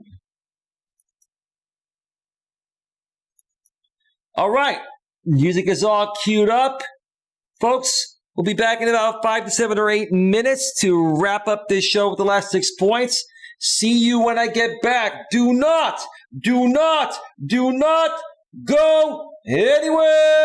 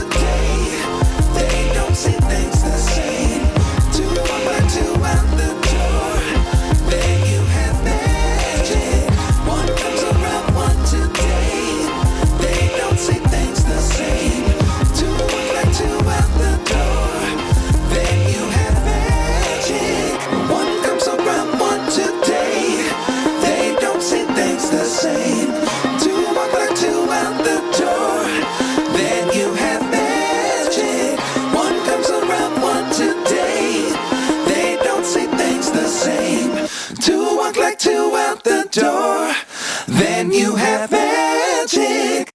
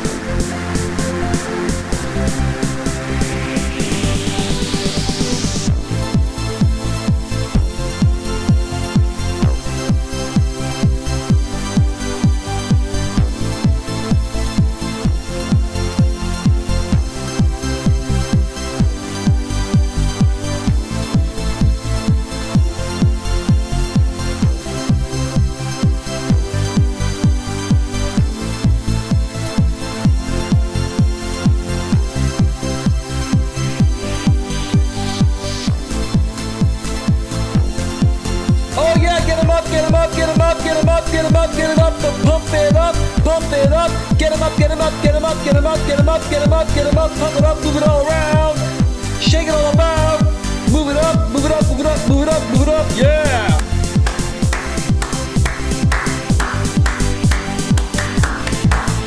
Yeah! I feel good, feel good. Yeah. Oh yeah. It's gonna be feeling even better soon, I'll tell you that. I'm gonna be feeling a lot better soon. I've got a lot of great reasons why I'm gonna be feeling better soon, and one of these days, I'll let you all know. But we'll keep it a mystery right now.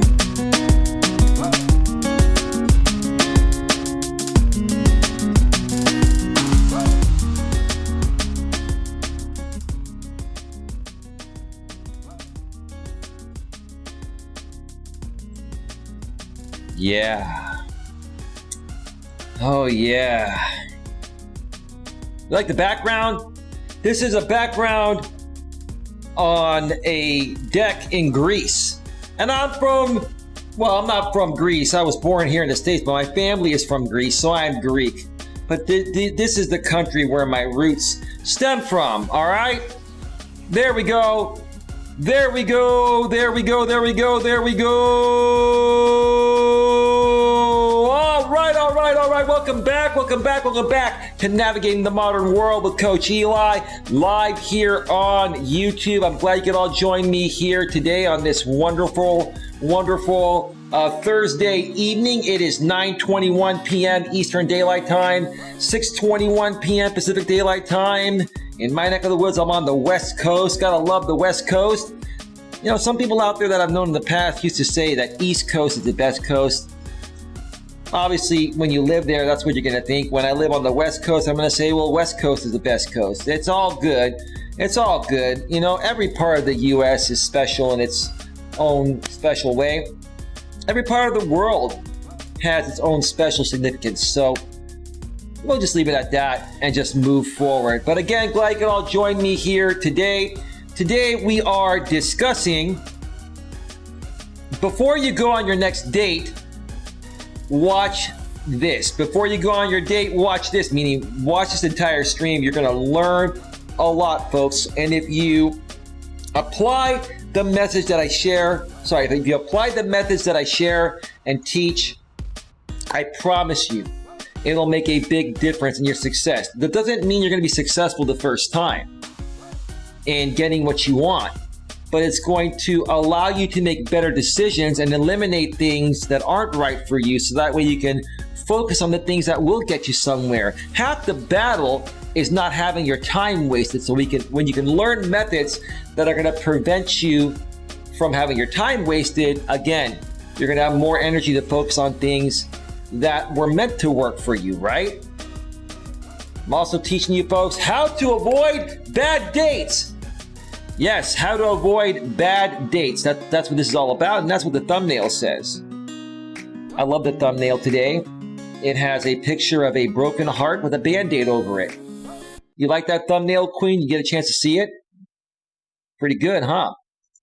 All right, let's get right back to it, folks, because, I'm getting a little hungry and I want to go eat some dinner. I don't know. I'm going to either make myself something or go grab some takeout. Not quite sure yet, but we will see. We will see. All right.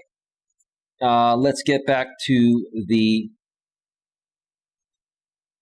blog here. Queen says yes. Okay. All right. Number 8, don't kiss on the first date. Whoops. Come on. There we go. If you wanted to seem demure and like a good potential wife, you weren't allowed to kiss a man on the first date. Nowadays, if you don't even get at least a kiss on the first date or a hug or something, or some kind of affection, there will not be a second date. But I understand how it was back in the June Cleaver, Leave It to Beaver days. This made you seem promiscuous. Yeah, maybe back then it kind of did, due to the social stigma of that back then, or religious beliefs or stuff like that, or what other people thought was right for you and not what you thought was right for yourself. And while some people may still avoid kissing on the first date, it is no longer common practice. I'll tell you, some of my best relationships have come from having an amazing makeout session on the first date, whether it led to intimacy or not. And if the intimacy didn't happen after making out on that first date, it happened on the second date. It just felt right. It was a natural flow of progression. In fact, some people think it is necessary to kiss on a first date in order to determine whether or not there is chemistry. I 100% agree with that. In fact, some people think it is necessary to kiss on the first date in order to determine whether or not there is chemistry. If a woman is really into you and not jaded and not afraid to take a chance to show you how she's feeling, she'll have no problem in showing you a sign that she wants to be kissed. I always go by the vibe Rebecca Carvalho told Refinery 29. If it is a good date and we're feeling it, why not? But what if it's just a so-so date? Well, I mean, so-so dates, you're kind of like thinking, this guy's kind of cute. He's a nice guy, but I don't know. I'm just not sure, right? In that situation, if it was a guy like me that was on a date with you or myself, I'd be picking up on the vibe that you're not fully interested, and that would turn me off and not even want to kiss you. So there you go. Sometimes I'll have the first kiss to see if there's anything I've missed, she says. I think a kiss can tell you a lot about a person. Well, if a woman gives me the opportunity to kiss her, I'm going to make her feel so good, she's not going to want to leave me. So if you get that opportunity to kiss a woman, guys, on that first date, you kiss her so passionately, and you take your time, and you hold her, and maybe you caress her arms at the same time. and just make her feel that uncontrollable feeling of desire for you. That's all it takes. Very simple. It is such an intimate thing, even when you're doing it superficially, it can be a huge calling card. Right. And that's why a lot of women are afraid to allow that to happen, because they know sometimes, even though they may not be into a man fully, if he touches the right buttons, he can get your juices flowing, right? And it may lead to something happening one time that you don't want to happen, or you may regret, happening, right? I get it. Number 9, let your date do all the planning. While it can be nice to let someone take the lead on a date, modern women know what they do and don't want to do, and don't want to be limited to waiting around for someone else to plan things. In essence, what that's saying is that if a woman's really into you, she's going to make it very obvious. If she's sexually attracted to you and likes your personality, number one, she's going to look at you in the eye. She's going to have those glistening eyes. She's going to start moving closer to you. She's going to be rubbing on your arms and shoulders, right? And she's going to be really interested in the conversation, and she's going to be asking you questions and saying things that make you feel that she's into you. Not only that, but dating coach Karen McCarthy writes on her website that men in modern dating are often vague or unclear about what to do on a date, which can be frustrating. Those are men that are inexperienced or are beta males or conformists. If you're one of those guys, no disrespect, you need my coaching services more than anyone. Reach out to me and I will help you out. I will convert you to the biggest, baddest, not in a bad way, in a good way, but the biggest, baddest alpha male out there, to the point of where you're going to be so desirable to women, they're not going to be able to resist you. It's all about your confidence and your attitude and how you come off. If you're with a woman there and she's showing you signs saying, hey, dude, women won't come out and say, hey, dude, take me right now, right? But they're going to show you signs. They're going to look at you with the glistening eyes, like I said. They're going to come closer to you. They're going to put their arms and rub your arms. If a woman is rubbing your arms, it's basically saying, dude, take me home with you right now and show me how much of a man you are, because I feel your strength and I want more of you. But she's not going to come out and say that. Now, maybe some women may say that. Some women can be that direct, but most of the time, they're going to show you more than tell you that first time. You got to learn to read the signs, and you got to be a man, and you got to take that chance. Because if you don't, they're going to feel rejected. And some men that don't understand how women work in this way are not going to realize this. And then if the woman feels rejected and then questions the man about it, and he still doesn't pick up on what happened, then she's going to not want to pursue anything further with him. She's going to be frustrated. This guy's not man enough for me. He can't pick up the signs that I'm sitting here next to him and I'm rubbing his arms and I want him, but he won't. He just is not getting it. She's going to lose all that interest just like that. Okay.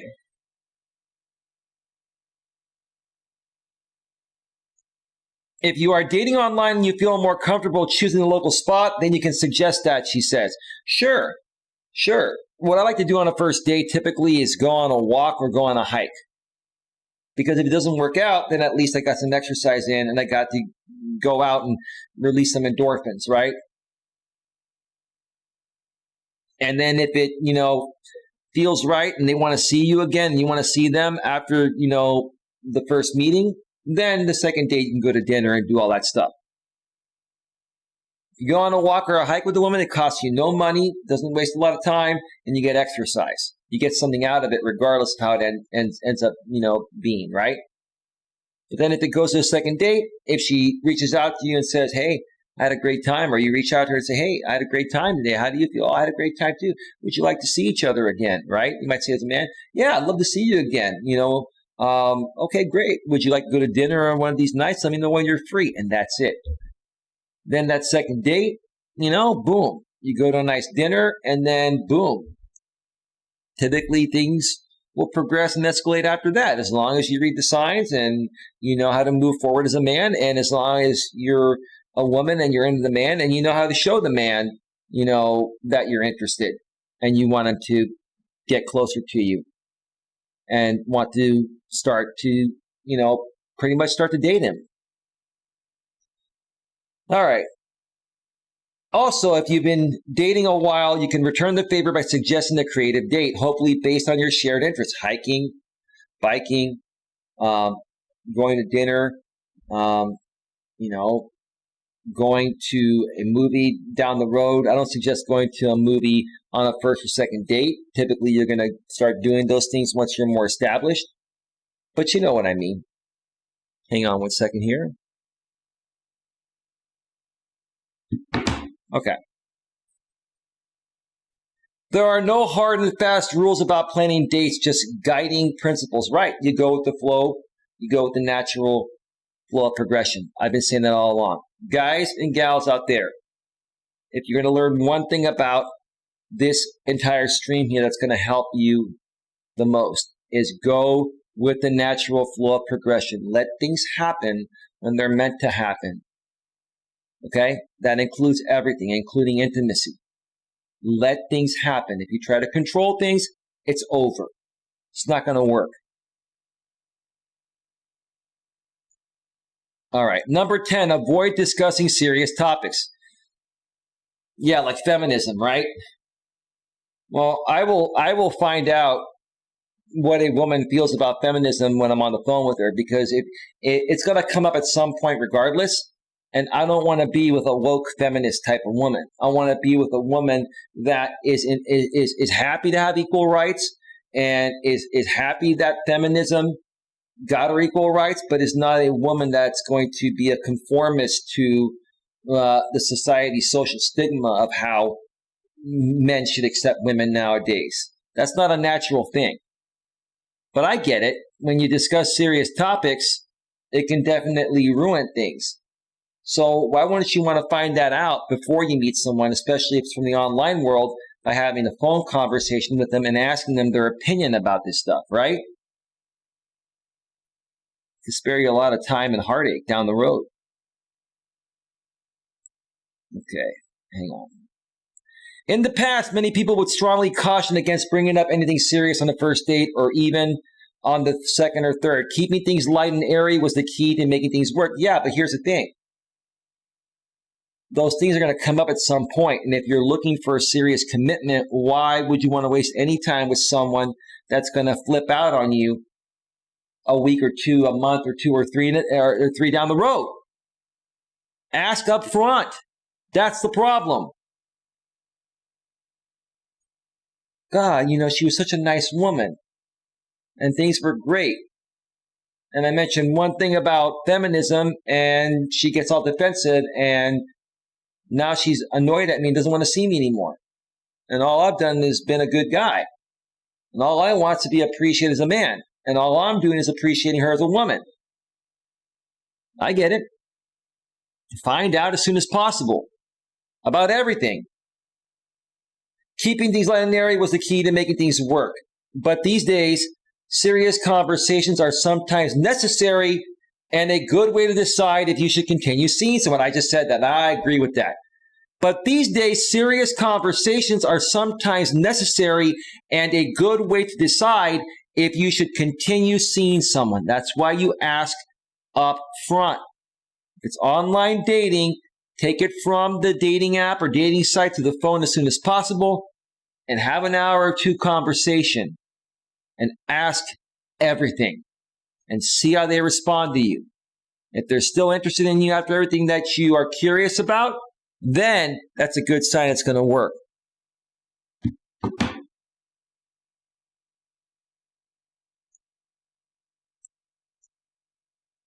Okay. Whoops. Good communication is the secret of a successful relationship. That is critical. Communication is the key element to making anything happen. Whether it's a friendship or a dating relationship or a business partnership or whatever. Communication is key, crucial, critical. Remember that. Relationship expert James Priest says in an article for Bustle, you should both feel you're able to say and ask anything. I've been saying that all along. But people are still afraid to ask questions because they fear rejection. They fear that that person's going to stop talking with them. Well, Do you understand that if you're going to hold back, you're not being yourself? And at some point, once those conversations come up, it's going to affect your relationship anyway. So why invest 3, 6 months, a year into someone when you start being yourself? They're not going to like that, not going to want to be with you anymore. Why would you do that to yourself? Well, some guys will say, well, maybe I just wanted some temporary sex and I wanted to play her as long as I could. If that's the kind of guy you are or gal you are, then that's on you. But that's not what I teach here. I teach people how to find the true love of their lives. Those are the types of people that I want to help, for the most part. Now, if you are looking for casual relationships and stuff like that, sure, I understand how that works. It's not me. And again, I'm not here to tell people what to do. I'm here to help people get what they want. I just don't believe in that stuff or agree in it.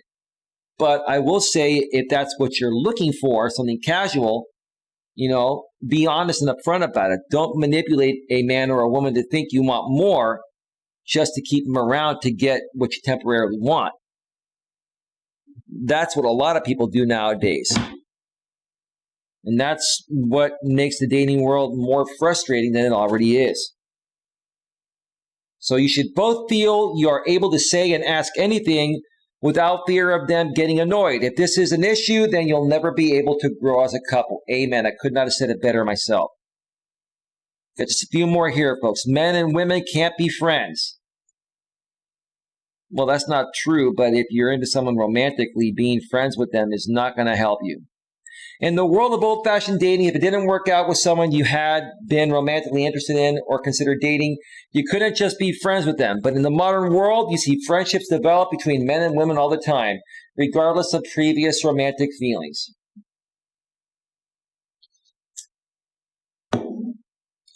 I'm not saying that men and women can't be friends.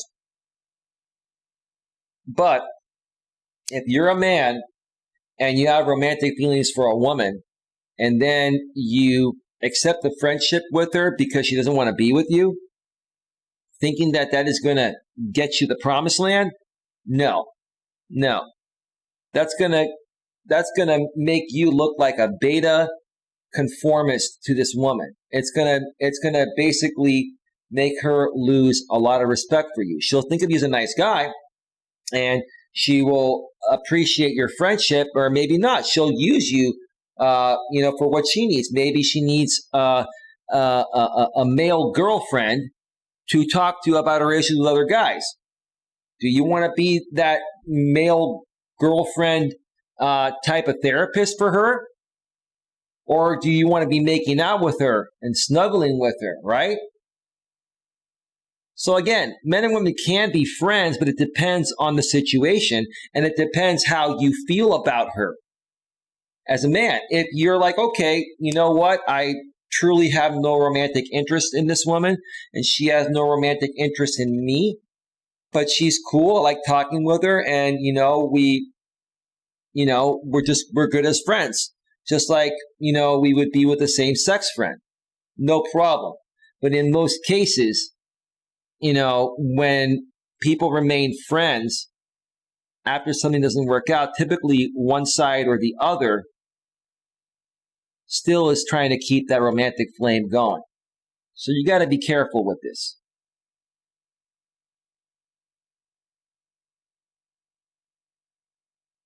All right. It plays into what I call the heteronormative script. Senator Faulkner, a professor at Bowling Green State University, says in an article for Vice, if you are operating under this script, then anytime you think of a man and woman together, you assume it must be romantic because of the script. Well, typically when you see a man and woman together, that's what it appears like. But you never know because you're not those two people. You're just assuming based on what you see. It is based on the presumption that everyone is heterosexual, which is not true. That romantic relationships are more important than any other types of relationships. No, that's not true. As long as you know what you're getting into, and as long as you're not pretending to be happy to be friends with a woman, as a man, just to try to get a chance with her or thinking you may have a chance with her. That's pathetic. It is. It's all about the cult of romance, the idea that a romantic relationship serves all your needs. Well, it can serve all your needs if you find the right person. And there's no better feeling than being in a romantic relationship with someone if it's true love and happiness. But again, if you're going to be friends with someone of the opposite sex for, heterosexual people, you got to understand that that's what it is. And neither side should pretend to be friends with the other side just because you're thinking it might be a way to win their heart over at some point. In most cases, that never works. And you end up wasting a lot more time where you could have been looking for somebody else and have found someone that you better connect with. Don't sell yourself short, okay? And don't sit there and give up on other people because you're stuck on one person that doesn't want to be with you in that way, but wants to be your quote-unquote friend. Number 12, seek approval from your date's parents. That's not necessary anymore. We're not in high school and we're not in the 50s.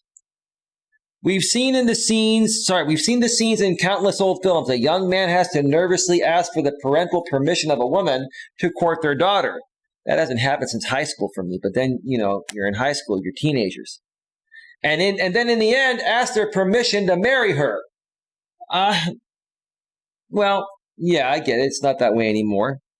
While people may ask their parents' thoughts on their partner, Bennett points out that this is no longer a necessary formality. It can be good to get approval from family and friends, but this is usually done after you've started dating someone, not before. In today's day and age, there are far fewer arranged marriages. And, marriage nowadays typically is based on compatibility and how well people get along in a long-term relationship they've been in for a while. Maybe they've even been living together for many years. And when you're living with someone for years, before you get married, it's almost kind of like it's almost kind of like being married to them without the legal document attached to it, right? So yeah, no, I agree. And number 13, last but not least, if anyone has any questions, get them in the chat right now because we're about to go off the air in a few minutes. Don't wait too long to get married. In the past, while you were still young, you would date someone for a few months or years and then get married. But Julia Becker, relationship expert and founder of Hunting Maven, likes to remind people that traditional guidelines have been vanishing in the modern dating world. Oh, they've gone out the window. Not only have they been vanishing, they are completely out the window. Both men and women are waiting longer to find the one, and there's less pressure to date or get married young. Well, I mentioned before, one of the main reasons I'll briefly mention here is because women are now more career-focused than relationship-focused. They're going to college, they're getting a degree, and then they're settling into their career, getting their promotion, and by the time they're all settled into that aspect, they're either in their early to mid-30s. And now, because women have a biological clock, which is going to start to tick more as you get into your early to mid-30s. Now they're rushing to find a partner, right? Now, I've done other streams on that. I'm not going to get too much further into it, but if you want to go back and check out my past streams on dating, you know where to find them. Just go to my channel and go to my latest uploads and scroll through them, read the titles, and then you'll find the ones that, are relevant to this topic here. But yeah, that's why both men and women are waiting longer to find the one. And it's not even because of men, it's because women are now, taking longer and focusing on their careers more.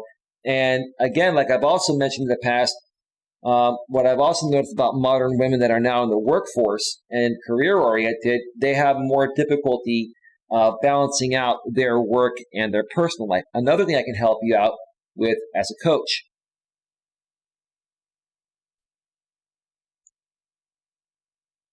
People of both genders are more cognizant of their needs and desires and spending more time focused on career. Yep, that's exactly what I just said. In other words, Says Becker, they are taking their time to get to know their prospects so they can get a more accurate sense of who the best match would be for them. Well, that's partially true in my opinion. What the real reason is that it's women that have been liberated in the last 55 years and nowadays more career focused. They want to feel completely ready and settled into their career before they, settle for someone. Men have been men forever. Men have never changed. Men have always had the same rights and have always done the same thing. It's women that have risen up in the last 55 years, and they're still trying to figure out how to best, handle this modern world, which in essence is also throwing men off. And we're still trying to figure it out. So that's what I feel is really going on. Which is great because there's less settling, which leads to more compatibility and hopefully less divorce. Well, that's not true. That's your opinion. And that's not what's been happening. But we'll leave that one alone because I've talked about that throughout many other streams. And I think people that have been in this position understand what really happens based on what was just said. They are taking their time to get to know prospects so they can get a more accurate sense of who the best match would be for them, which is great because there's less settling, which leads to more compatibility and hopefully less divorce. Just because there's less settling doesn't mean there's more compatibility. It doesn't mean the divorce rate is less. Divorce rate is at an all-time high, 50 to 60% here in the U.S. And even when women are ready to settle, they find it more difficult to find compatibility. That's what I've noticed, and I've seen that. And this was written by, I believe, Callie Coleman. All right.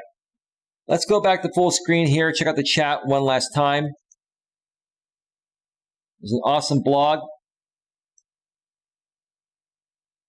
Let me see. Let me just check something out here real quick.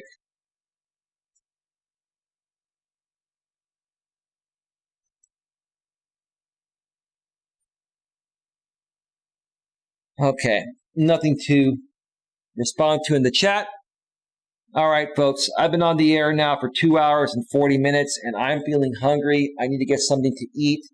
I know there are some people that have emailed me and messaged me that want to talk with me about some upcoming projects. I'll be available probably in about an hour from now. I just want to eat a little bit of dinner first, and then I will start reaching out to people later on this evening. So we're going to wrap this up, folks. Hopefully you enjoyed the show. Hopefully you got some value out of this, folks. Just be good to each other, okay? Just be open and honest and be yourself. Be transparent up front as much as possible regarding what it is that you want. And that's going to give you the best chance of accomplishing whatever your heart desires with the least amount of resistance. With that being said, I want to thank everyone for being here. Thank you to Queen Helen Casey, and thank you to everyone who is watching and not commenting. Have yourselves a great night, and I'll see you all tomorrow. Take care. Bye-bye. Bye. Bye. We're out. We're out. We're out. Peace, peace, peace, peace, peace, peace. Yes.